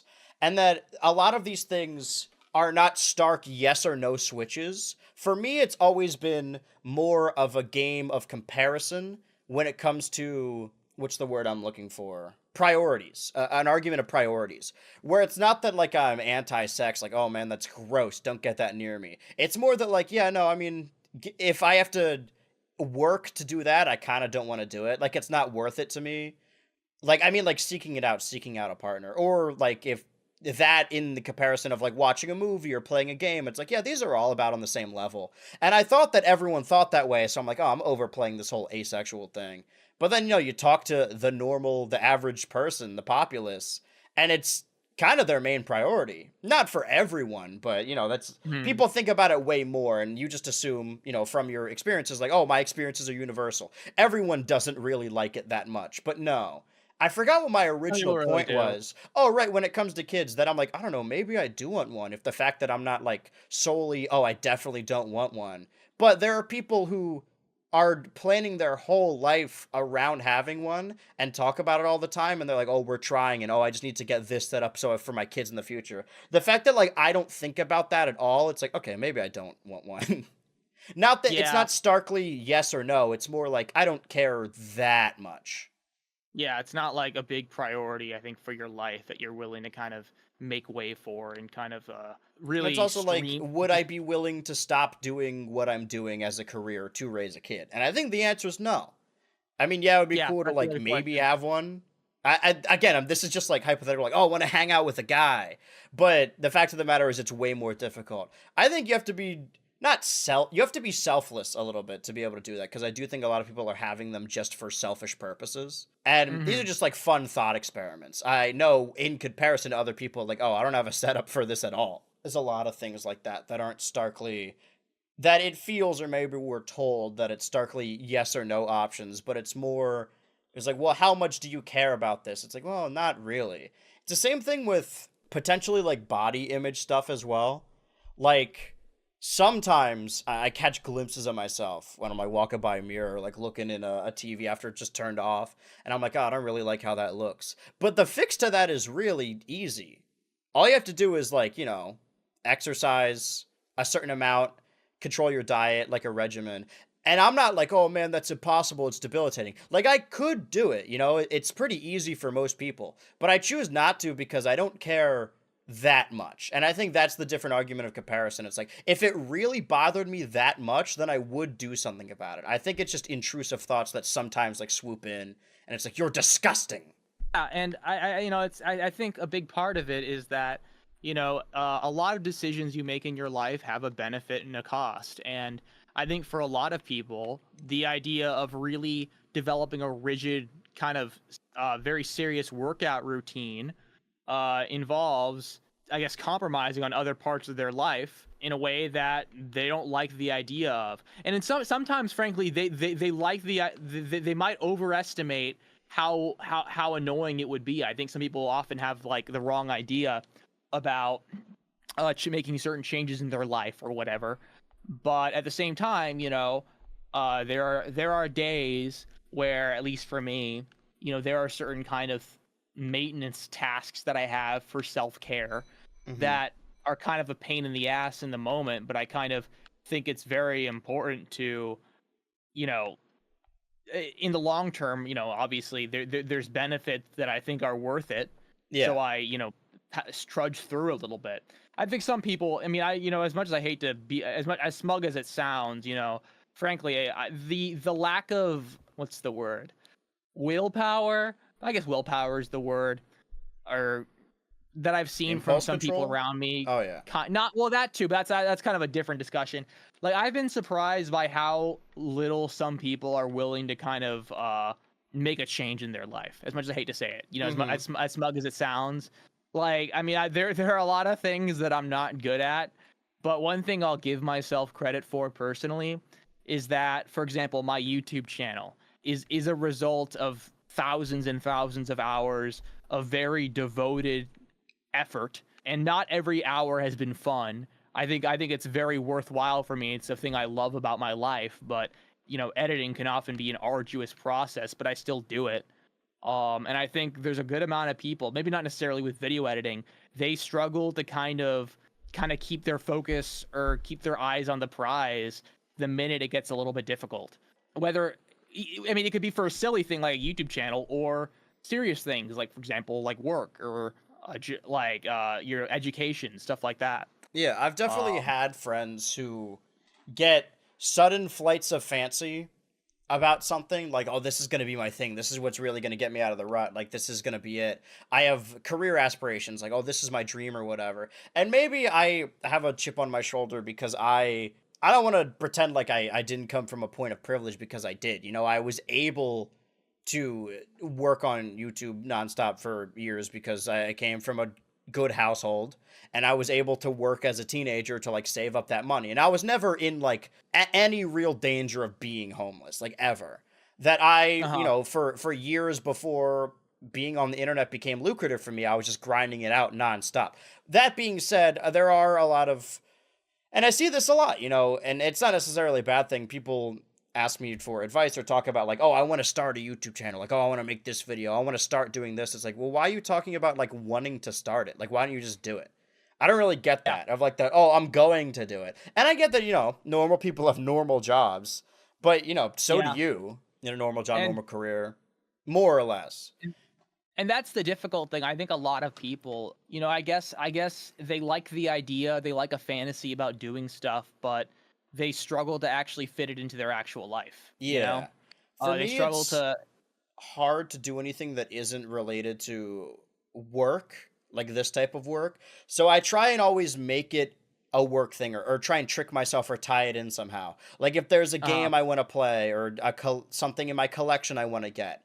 If I get it for a video, it's not even just for tax reasons, like, oh, this is a tax write off. It's more just for me, if it's a business expense, it doesn't feel like I'm wasting money or wasting time, because I Yeah. just love working nonstop. And even like playing games in the Patreon server or watching shows every Sunday. Like that is technically a part of my job that I push myself to do, but ostensibly gives me a couple hour break every weekend to do so. Yeah. There's a lot of things, little hobbies or talents that I want to pick up, stuff I want to teach myself, that I find it hard to do on the side. And every now and then I'm just like, oh, I'll just make this a part of the video. And then I will have an excuse to do it. It hasn't really come to fruition with larger hobbies or talents yet. I want to do that later this year. Still need to. I'm trying to save up more money for that, because of it's been an expensive beginning of the year, and also the Switch launch and all that. But when it comes to like shows that if I can sit down on my own time and like watch it, and I'll like get bored or be on my phone or whatever, I don't have the inspiration. But as soon as watching that show becomes work, that's honestly why I made the Clone Wars video a couple of years back. It's because I tried watching the show multiple times but couldn't, and I just wasn't feeling it. But I'm like, okay, but if I make it my job and I have to write about each episode and watch a couple episodes a day, then it lights a fire under my ass and inspires me to watch it. And honestly, a lot of my uh videos don't really exist like under the premise or a thesis of me having an opinion, or like, oh, this one's going to do numbers, or oh, this will be a good video. It's more like, oh, I've always wanted to watch this thing or talk about this thing, and doing a video yeah. on it will give me an excuse to watch it, play it, see it, research it. Definitely.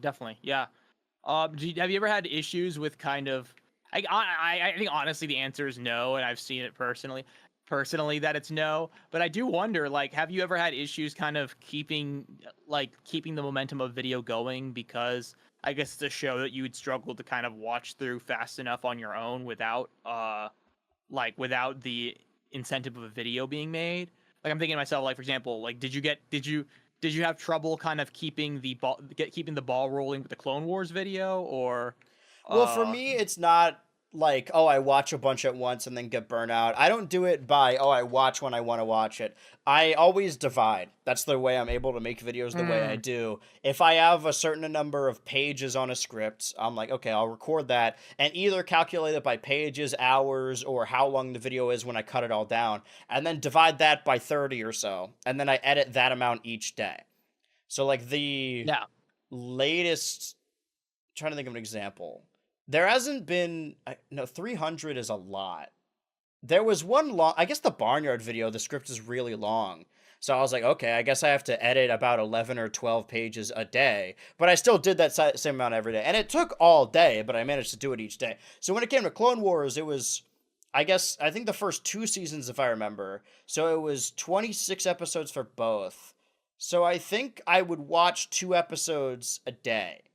And that's what I've been doing Mm, for most of the shows when it came to, now I could talk about the Fantastic Four one. Like, I've been working on this one for a while and it's multiple different shows. So I would just schedule it out. So I would watch and write about an episode a day.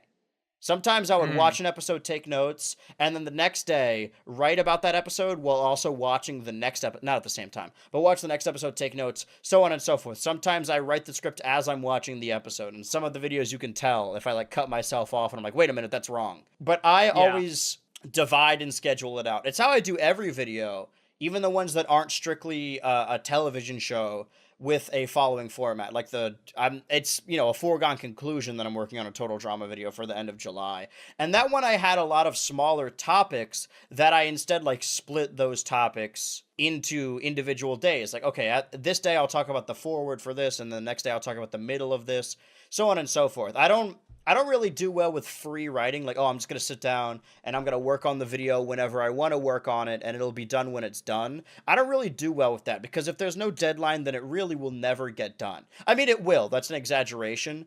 But I like to have that deadline so I know what I can do each day. Every day I need to Yeah. edit this amount, write this amount, film this amount, so on and so forth. And I always divide it by 30 and then split it up by the month. And it helps to have a video a month so that I have a format already in place to do so. Are you more of a Yeah. free-form creator where you just start writing? Do you No, ever I've have end outlined. goals in mind? No, because I couldn't reach them. Like, just We have very because. vast projects. Yeah, exactly. But like, it's just a matter of getting it done when it's done, I guess. Like, I try and put a certain amount in every day, but earlier on, for example, I used to try and edit an episode review a day. So back in like the Island and Action days for eras, for example, like I would like review edit an episode a day, finish the video, frankly, in like a month. At least editing wise. Mm-hmm. Like I think I basically made the entire Action video in like 2 months. But like nowadays, the amount of kind of time put into everything is like by an order of magnitude larger. There's so Mm-hmm. much more that, yeah. I mean, I remember when I was working on the Revenge of the Island video, I quickly had to realize that I needed more than one day to edit all the kind of entries together, and that really changed. Like I don't really have like a specific kind of metric that I can comfortably kind of shoot for. And honestly, it's kind of annoying. I wish I did, because like there's never a day where I feel like I've done enough, even if I have Mm. or quote unquote haven't. You know what I mean? I'm always Because back then, exhausted like at the end of the day. yeah, because I remember like in the past, I could like edit a certain amount, and then I know, okay, I edited everything I needed to today. I'm good. Let me just chill out. Not so much anymore. I never really feel like done my share for the day. Now I can kind of Yeah. focus on other things.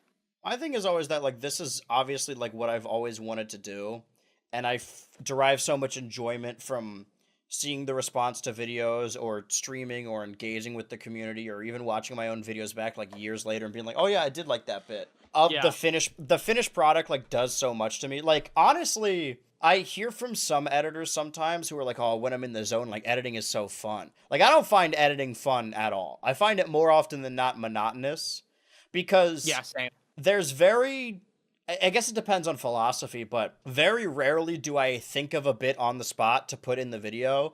If there are editing jokes in the video, they were probably written into the script ahead of time.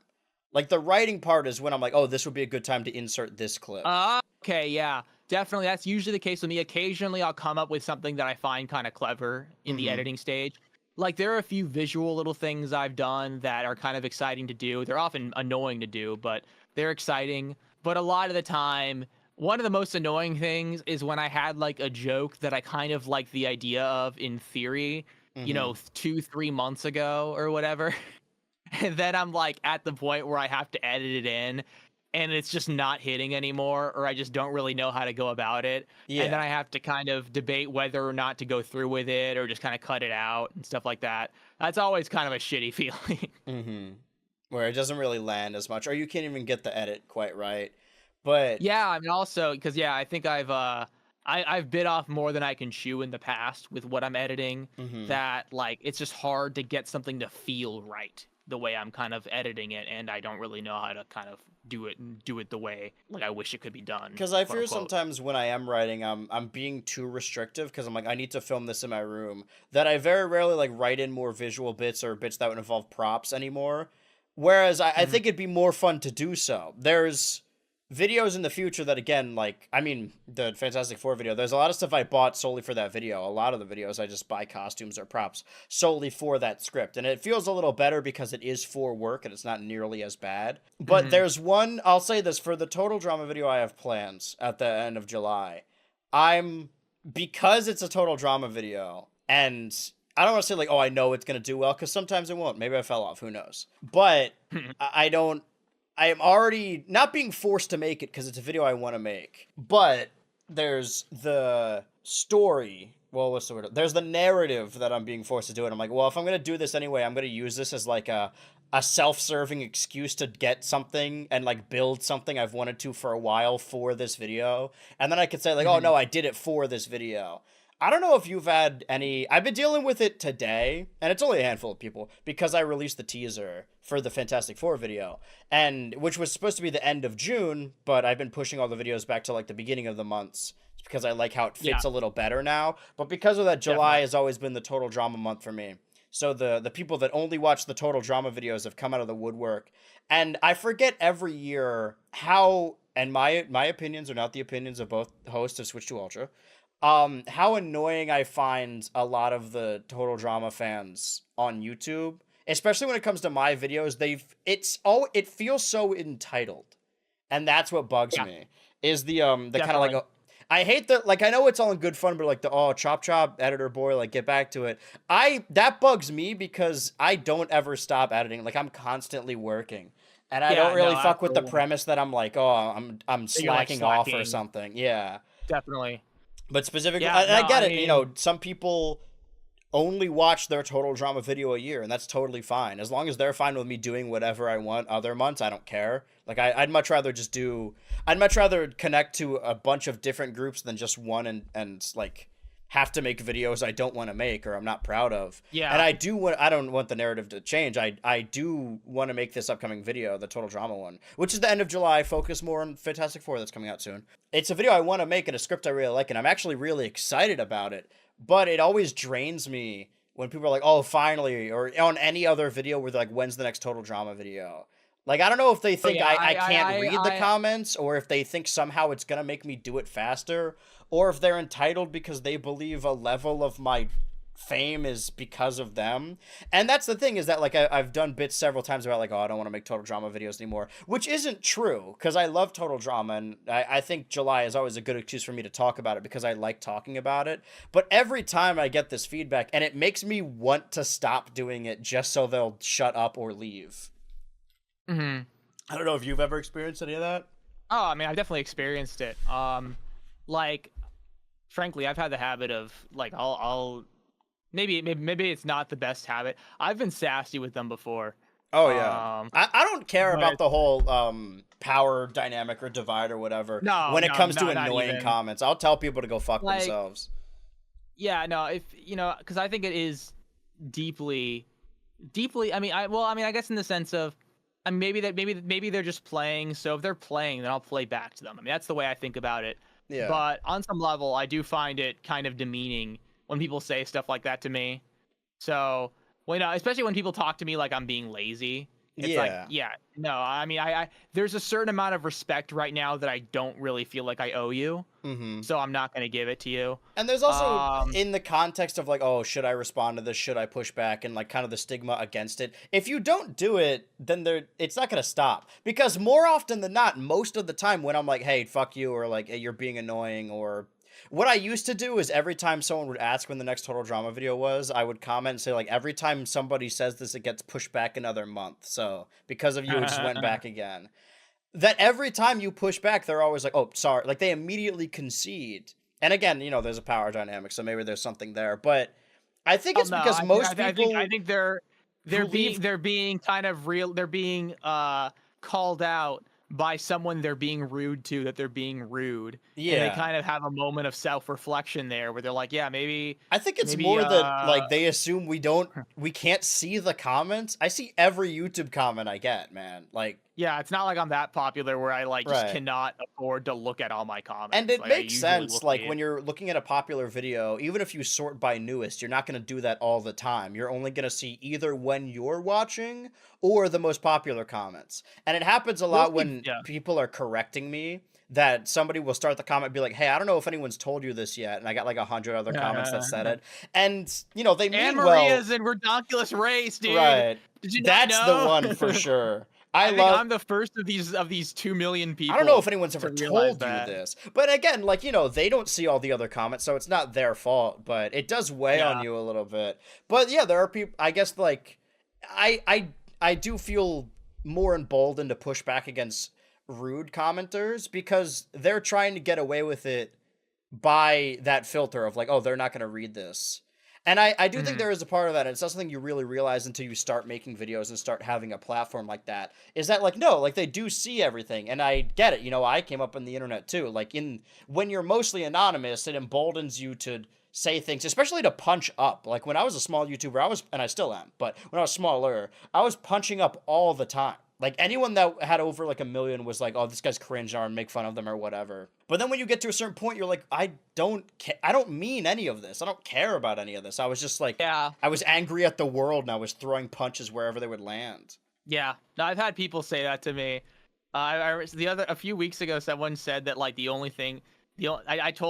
was kind of saying something about like, you know, art or something, just like a general opinion about the value of art. And someone said, the guy who makes this makes like Total Drama, Ace Attorney, Club Penguin slop videos. And I'm like, yeah, dude. It's like, what do you want me to say? Like, it's cool. It's like, despite that, I think in a lot of ways, I'm a much more imaginative person than you are. Yeah. So somehow it's like, it's better than making nothing. Yeah, exactly. It's whenever someone who doesn't do anything like this kind of has like a superiority complex, it's like, yeah, sure, okay, yeah. You know what I mean? I don't think what we do is on the level not to of say the that the only valuable, not not to say that the only valuable thing to do in your life is talk about video games and cartoons, but you know, there's like there are people that I know that I've seen that don't really do much other than just kind of be cynical, and it's like, yeah, I mean, I'd rather make slop than just kind of be bitter at the entire world for being stupid or something, and not get political in the Switch 2 Ultra political corner. There's a lot of leftist infighting constantly because whenever there's a little bit of optimism, it's been happening with Zoran Mamdani lately. Yeah, where people are like, "Oh, that's so cool to have, you know, this young and very left mayor." And then people are like, yeah, but he said he wasn't going to abolish the police. It's like, yeah, well, if he said that, then he wouldn't be mayor. The NYPD would kill him, dude. Yeah, like, we can't, I get it, right? Like, I know things are constantly bad, but like and I know that there is something to be said about just kind of accepting your fate instead of fighting back. But whenever that's that evergreen tweet about people on here will be like, why are you voting instead of firebombing a Walmart, and then not firebomb a Walmart? It's like, yeah, you could turn up your nose and be like, protest, don't do anything. Why are you voting? It's stupid. This guy isn't left enough. It's like, okay, well then what are you doing? Like, what do you say we do then? Yeah, exactly. It's very, it's kind of I guess trying to find, can't think of the word right now, but nobility in your inaction, I guess. And yeah, I'm not doing anything because it doesn't even matter. even in the realm of like cartoon discussion. Like I remember I had a friend, I love this guy, but I think he was considering making a YouTube channel, and I kind of told him, it's like, dude, I think you know a lot. You could probably make some interesting videos about this topic. And he Mm-hmm. kind of brought up that he made like one video that was pretty small and he got a few weird comments. He's like, yeah, I don't want to do that. I don't want to be anyone's dancing monkey.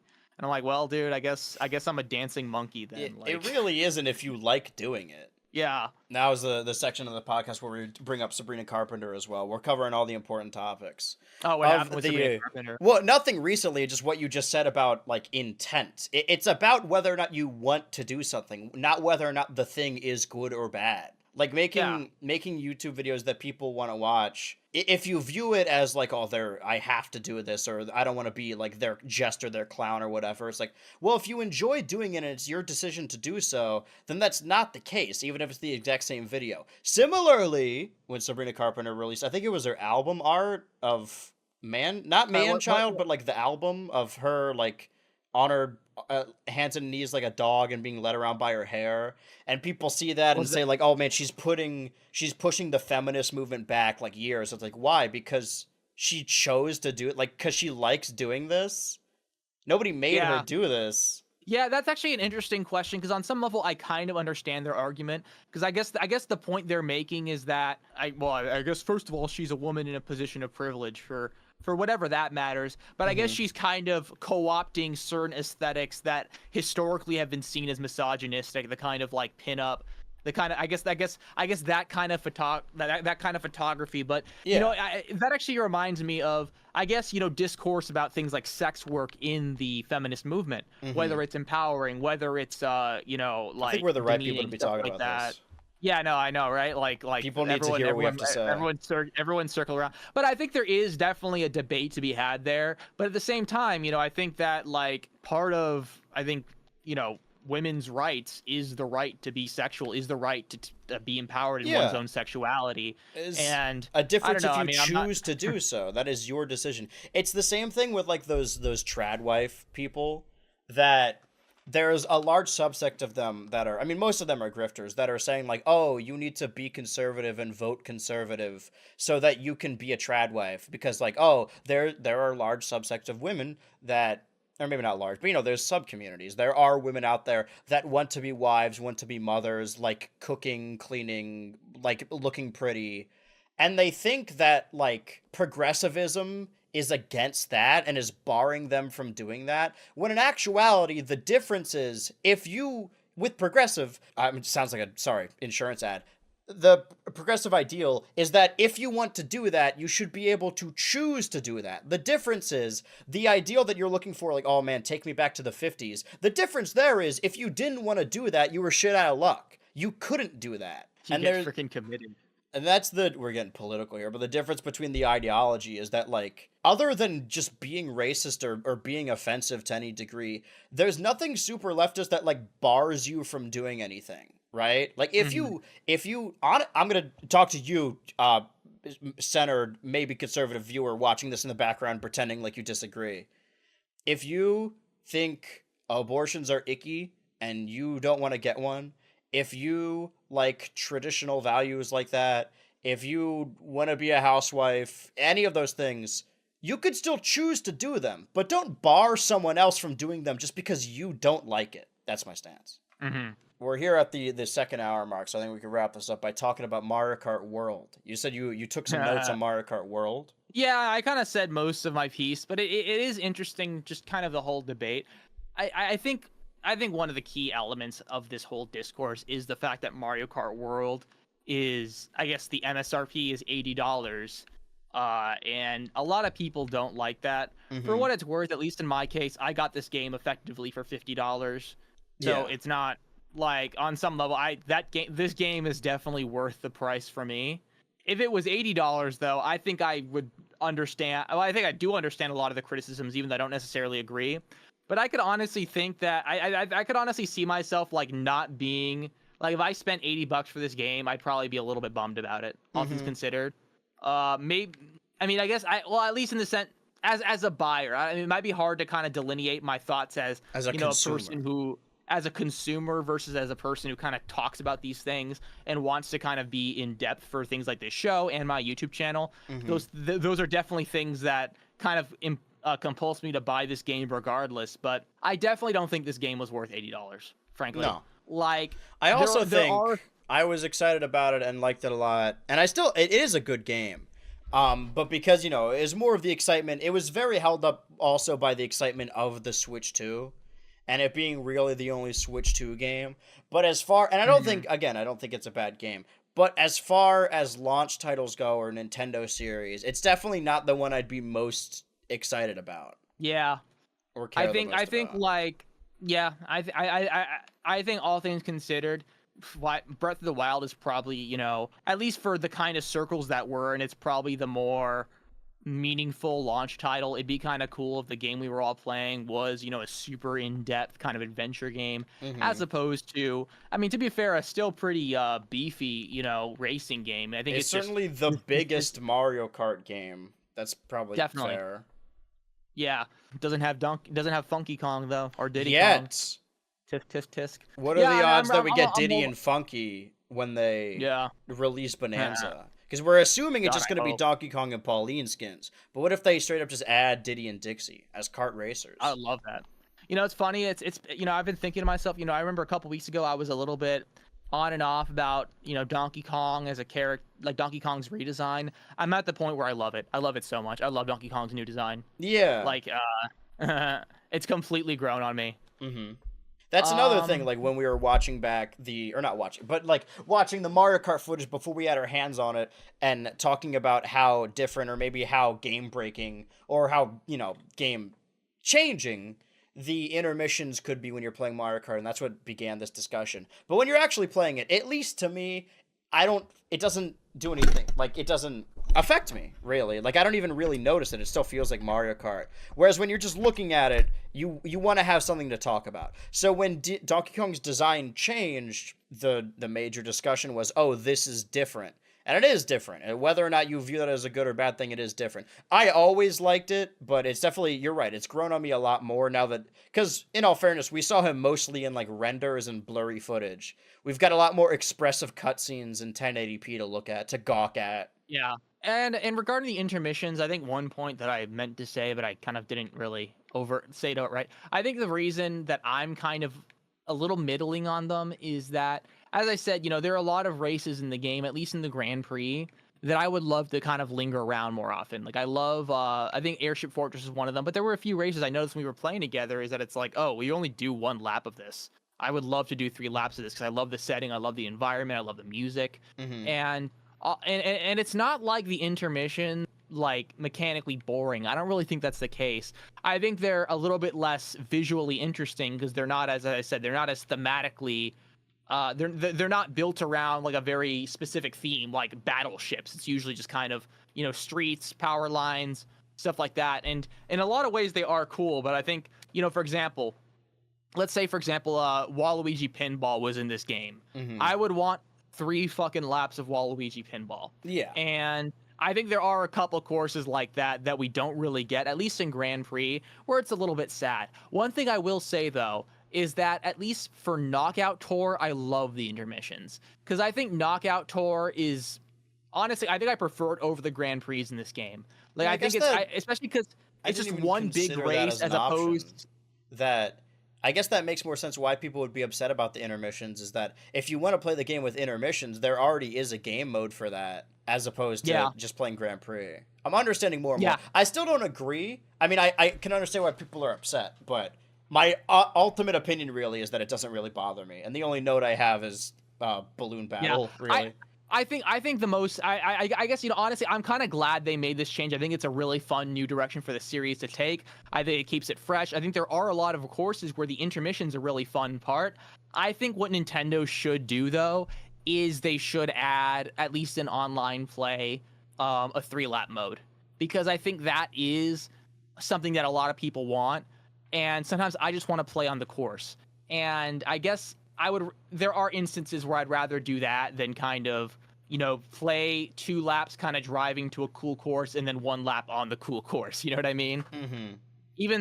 But to be fair, I think sometimes the laps on the way are pretty fun too, and I guess it's just that like the laps on the way, they're never gigantic real life pinball machines and stuff like that. Yeah, that's why I was shocked to learn that exploit even existed. That you could do, because like that still doesn't make sense to me as it being an exploit, because then that would mean that they had to purposefully develop 3-lap versions of some of these races. They did. In the versus mode, you can play whenever you basically when you select your stages, you see the entire map and you can click a stage, and when you click the stage, you can select between just playing on the stage itself or the stage going to a different stage. All the stages that you directly go to. But you can't do that online. No, you can't. I mean, maybe you can in friends lobbies, but in online, what you get is that the lobby is in a certain area, and you can pick from one of 3 or 4 levels that you want to go to next, or a random choice from those levels, because those levels are all connected to the current place you're at. The more and more I learn about this update, the less I'm siding with the people complaining about it, because I'm learning that. I didn't know it was an exploit. I thought it was like a feature. I didn't know that you could still do 3-lap versions of all these courses. Not that I'm like against it, because it is a feature. Yeah, but I guess that sucks. But it's not enough for me to dislike the game because of it. Oh yeah, I mean this definitely doesn't like ruin the game for me. Right. Like intermission. I'm not a huge fan of intermissions, but like it is not a freaking deal breaker. You can still unlock stuff in those online modes, like the friend mode, right? I assume, but I'm not 100%. Because I know there's still some. Have you unlocked all the characters? Because there's still some tertiary Mario characters. I don't know if I have the dolphin yet. Right. Because the Kamek item turns you. It is like depending on what course you're in. And some of them are specific. So, like, I don't have the bonefish, and that's in Dry Bones Burnout, I think. Someone in my chat said. So now that I know that I could just pick that stage and just keep doing that, whenever I'm playing it next, whenever I'm on the stream mode playing it, I guess. I do want to try out the online modes. That's the only other note, is the fact that you have to play online to drive around in the overworld with friends. Like, you can't do that locally. I kind of wish you could, frankly. Yeah. Well, that's what I'm saying, is that's my note against it, is I wish that you could play that locally. I haven't had because I've played the game online, but I haven't like gotten into a call with friends and played it yet. That might have to be a dedicated stream where I play more of the online stuff. Because we, the time you couldn't show up, we were testing out the game share thing. Have you had an opportunity to test out any of the game share and game chat features, by the way? No, I haven't. We gotta do it. It's funny. I was curious. if it's interesting. I don't know which games supported and which don't, because I thought like there were some games that you can kind of game share with a Switch 1 device, and they can kind of play it with you on their Switch 1, but I'm not sure which games. I don't think Mario Kart World is one of them. Well, how many Switch 2 games are there? Like, I don't even know what would fit in that category. I mean, it seems like Donkey Kong is that, but I think so Donkey Kong will have it. I guess, like, I assume, like, someone with the Switch can play as Pauline or something, but I'm not 100%. Yeah, we saw that last time, and it's just the reticle. You just point at the screen and shoot rocks at stuff. Yeah. That reminds me, when I was a kid, I was about to beat Mario Galaxy, but I could only beat it with my sister's help as the Luma. That's kind of a fun memory. While we're wrapping up, there's one thing I forgot to mention when we were talking about earlier, and talking about generational differences when it comes to cartoons or eras of channels and changing. That every time there's something new, it's like the death of it. That the first time I learned in grade school how to like build a website, like they were pretty basic. Like the URLs were tied to the application we were using, so I don't know how real the websites were. Like WordPress or what? I think so. That I don't know if it's I can't imagine it's still out there, because it's probably like a subscription model. But the first website I made was like Chowder had just ended, or I think the finale was airing, and around that time Cartoon Network was rebranding to the Check It era, and that's when we got shows like Adventure Time, Steven Universe, Gumball, Regular Show, the shows that people say are the best, and like that channel's renaissance and some of the greatest cartoons in general. But as that was happening, as change was happening, and I was 9 years old, and I learned that they just canceled Chowder, I made a website about how, Cartoon Network's dead. The death of Cartoon Network. They changed it. They killed it. And because that existed long before me, and I would be online, and people would make that about my era, the nudes era, the little white guys running around. You finally understood what it felt like. Right. Well, I don't even know if I legitimately believed it. I mean, I did when I was making the site, but it's funny to think that as a kid when I was 9, even though I liked all those shows, the death of Cartoon Network was some of its best shows for a very long time. Yeah, definitely. Do you have any closing remarks? I feel like we've covered all the things we wanted to cover about Yeah, Mario Kart. it always reminds me of like how when I was a kid, people said they hated Victorious. It was like the worst new Disney show, and nowadays, like at least everyone my age looks back at it so fondly. And it's just it's so much of it is just kind of about growing up, you know. And that happens it happens like clockwork. Yeah, and that's why it does. I tweeted the other day, like, in brackets, animated movie that came out from the 2000s to 2010s is peak, bro. Because that always happens. There's some animated film that came out when probably the people posting it were children, and they're like, no, this movie's actually slept on. And it's like a mediocre mid, like, animated film that really does nothing special. But, you know, they saw it when they were kids, so that's why it's like the best thing ever. I still see the edits. Good dinosaurs slept on, dude. The good the dinosaurs, crudes, dude. We had a big caveman era, or a big prehistoric era at that time. I still see it when it comes to fucking Revenge of the Sith, and that is not a good movie. I don't care how many edits people watch. There's some movies that are meant to be experienced as TikTok edits. Yeah, like The Cat in the Hat. Everyone check out Cat in the Hat live action. Dougal was peak, bro. It wasn't. I watched Dougal as a kid. See, that's why I'm not proud, but the argument is always like, oh, you can say that, oh, this person likes this thing just because of nostalgia, but everyone likes stuff because of nostalgia. But honestly, most of the movies I saw as a kid and I loved, I look back and I'm like, those were bad. And I feel like more people need to do that. And I'm not saying like, oh, be negative all the time and don't embrace the things that you liked as a kid and don't heal your inner kid or whatever. But don't pretend like everything you watched as a kid was peak and it was just slept on and it's an unsung masterpiece. You know, I was watching live action Fat Albert, and I almost said Jack Sparrow. What's his real fucking name? Johnny Depp, Willy Wonka, and Minty's My Little Pony Christmas, and Alvin and the Chipmunks, like all those movies. Those are movies I loved and grew up with. But if I went back to watch it, I'd get a little enjoyment and nostalgia. But it's not good. Those are not good movies. And that's why when I see people who are still posting about movies they grew up with, they're like, no, it's actually peak. It's like, man, you can still like it. It doesn't need to be good. Yeah, it's funny because I think like, for example, there was a point in time, especially when I was working up to making the Lemonade Mouth video, I kind of had a phase of just watching a lot of those Disney Channel DComs that I liked as a kid, and I had a lot of fun doing that. But obviously, you know, that's not really like, if I saw a DCom made today, like with new Disney Channel actors that I, you know, as a person in his 20s watching, I don't think I'm gonna get the same kind of emotions and fun out of it that I would rewatching like Lemonade Mouth. And that's not really a stain on either of those movies, really. I mean, I think the DComs are kind of made for what they're made for, and frankly, in a lot of ways, I think they do what they're supposed to. I just don't think, you know, they're really they're really trying to entertain anyone else but, you know, their child audience, you know? Right. I mean, tying in and there's not points, anything necessarily wrong with that, to be fair. Appealing to children? No. I mean, that's what they're made for. But tying in the points together of, you know, what you just said, watching stuff you watched as a kid, or maybe stuff that kids watch today, comments you get, and also the reviewers we were referring to that talked about cartoons. I do think a lot of them, there's sort of a family tree going down from the Nostalgia Critic. And the same thing happened on the Angry Video Game Nerd side. That the joke of these videos is that it's shit that doesn't really matter, like a cartoon for children or an NES video game. But they're playing characters who are reacting to it in an over-the-top manner. I think a lot of people who fancy themselves reviewers watched these videos and took it seriously, and then whenever they talk about cartoons for children or video games, they're like, they're screaming and they're saying like, whoever made this should be fired, you know? They're taking what was an exaggerated bit and taking it very seriously.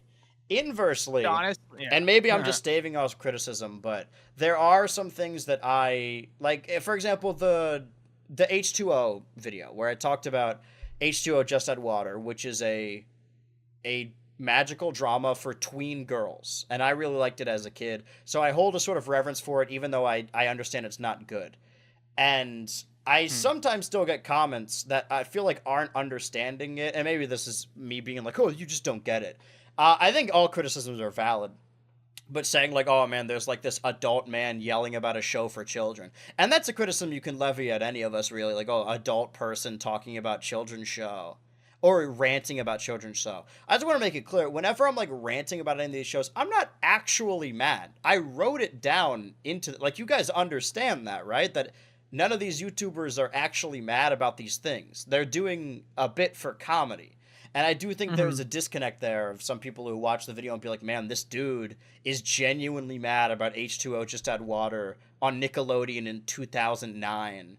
The show for tween girls. It's like, no, man, I wanted to talk about the video. I wanted to talk about the show. I wanted an excuse to watch it again. So I'm just like, I'll make a video, and I want to make the video funny. So I'm pointing out the stuff that's stupid. I don't think those are necessarily valid. I think I try and do my best to separate videos into what I think are valid complaints and what I think are just like grasping at straws for comedic purposes. There's a lot of shows, if the main focus of the video is for comedic purposes, there's stuff I would call out that in a review I normally wouldn't call out. Like, oh, why would this character do this thing? Plot hole is not a really good critique of it, but it's there because it's a comedic video that exists for comedic purposes. Exactly, and that's why I kind of toe the line very carefully in a lot of ways nowadays, but I don't know. It's always good to be reminded that it's just not like that serious. Yeah, you know what I mean. It's like I don't take any of it seriously. There was whenever there's like one of those viral tweets that's like, oh, quote tweet this, or like, has there ever been a so on and so forth, like clip of a show you like, and there was one that's like, oh, what's a movie that made you like viscerally mad, and I was like, oh, I want to have like a funny response to this, but I couldn't think of one. Like, there's definitely movies I've disliked or found annoying, but none of them have ever made me mad. Even like shows I don't like, I think every show deserves to exist. And I think there's also a dissonance there where when I'm talking about something I don't like, people kind of automatically assume it means like I wish it never existed, which is not the case. I obviously, I just want us to be making more shows and cartoons and games and movies anyway. If it's bad, I don't care. I'm glad it exists. I don't want it to like go away forever. The only show I have a differing opinion on is 13 Reasons Why, because not only is that a bad show, it's the only bad show that legitimately like made the lives of people worse, because it's the Netflix show that had a charted increase in teen suicides after the show. So that's the only show I would argue is legitimately detrimental to society. Like, I think it's kind of, what's the word I'm looking for? Destructive? Not destructive, sort of like snooty, but not pretentious. There's a level of pretension. I think it's totally fine to, like, make fun of shows people like, I mean, none of it's real. I think it's all fine and good. It's all in good fun. But I do kind of, scoff at the people who are themselves scoffing at people watching certain shows, and they're like, oh, the people who watch this must be really, really dumb. Like, I get no enjoyment out of something like Love Island, and I've been seeing a lot of posts and been watching a lot of people watch it. But I don't think lesser of anyone for watching it, because I don't think anyone who watches it is genuinely like, oh, no, I'm worried about these guys. I feel for them. Like, I hope they find love. No, it's all for entertainment, And I think the belief that the people who watch it are somehow lesser than you because they somehow don't get it, quote unquote, is a little childish. Yeah. Even though it's not a show I like to watch or think about. Do we have any more remarks? Because the next time, there's going to be an additional gap week, like I said. No Switch to Ultra podcast for the first time next week. And then the week after, we're going to return for episode 15, the week of the release of Donkey Kong Bonanza. So I have to just hope that nothing happens in that time. I don't think it will. I think we're good. I mean, nothing happened in between these weeks. I think we're good. However, I'll probably be caught up on all my shows, so I didn't do the ranking today, but I'm going to try and not wrap it up, but, they got a lot of stuff at the bottom of that ranking. I need to move my way up. So I'll have a lot to discuss. Every time I think like, oh, this is going to be a shorter episode or we won't have so much to talk about. Granted, we didn't talk about Mario Kart World for the majority of it, but the way these episodes go, you can never expect or plan a short episode. We always just start talking. We're always chopping it up. Earlier, I compared this to the podcast I tried when I was like 19, but even by the end of that, you could tell people were checked out. I'm glad that we're still always chopping it up. Because I was worried, like, oh, man, at some point we're going to run out of stuff to talk about. I just found two people that, talk nonstop. Do you have any closing remarks you want to get in before we end the show? No, I'm good. Okay. Like I said, I don't know for sure when the Fantastic Four video is going up. I'm not going to give a select date because then that locks me in and I don't want to be wrong. I'm leaving for a trip on the 6th, so I'm going to try and get it out before then. And then, like I said, not Shadow Drop, but, Total Drama video at the end of the month. Hopefully, maybe. And Switchy, you're still working on your Pocketail Island video, correct? Yeah, same stuff. But it's going to be nice when it releases because every episode prior to this, that's always been your plug. And we're building up to it. And we'll do like a post show. It's great. Well, I have been your co-parent, BH Ultra. I've been your co-parent, Switchy. And I am going to hang up the phone for 2 weeks in a row.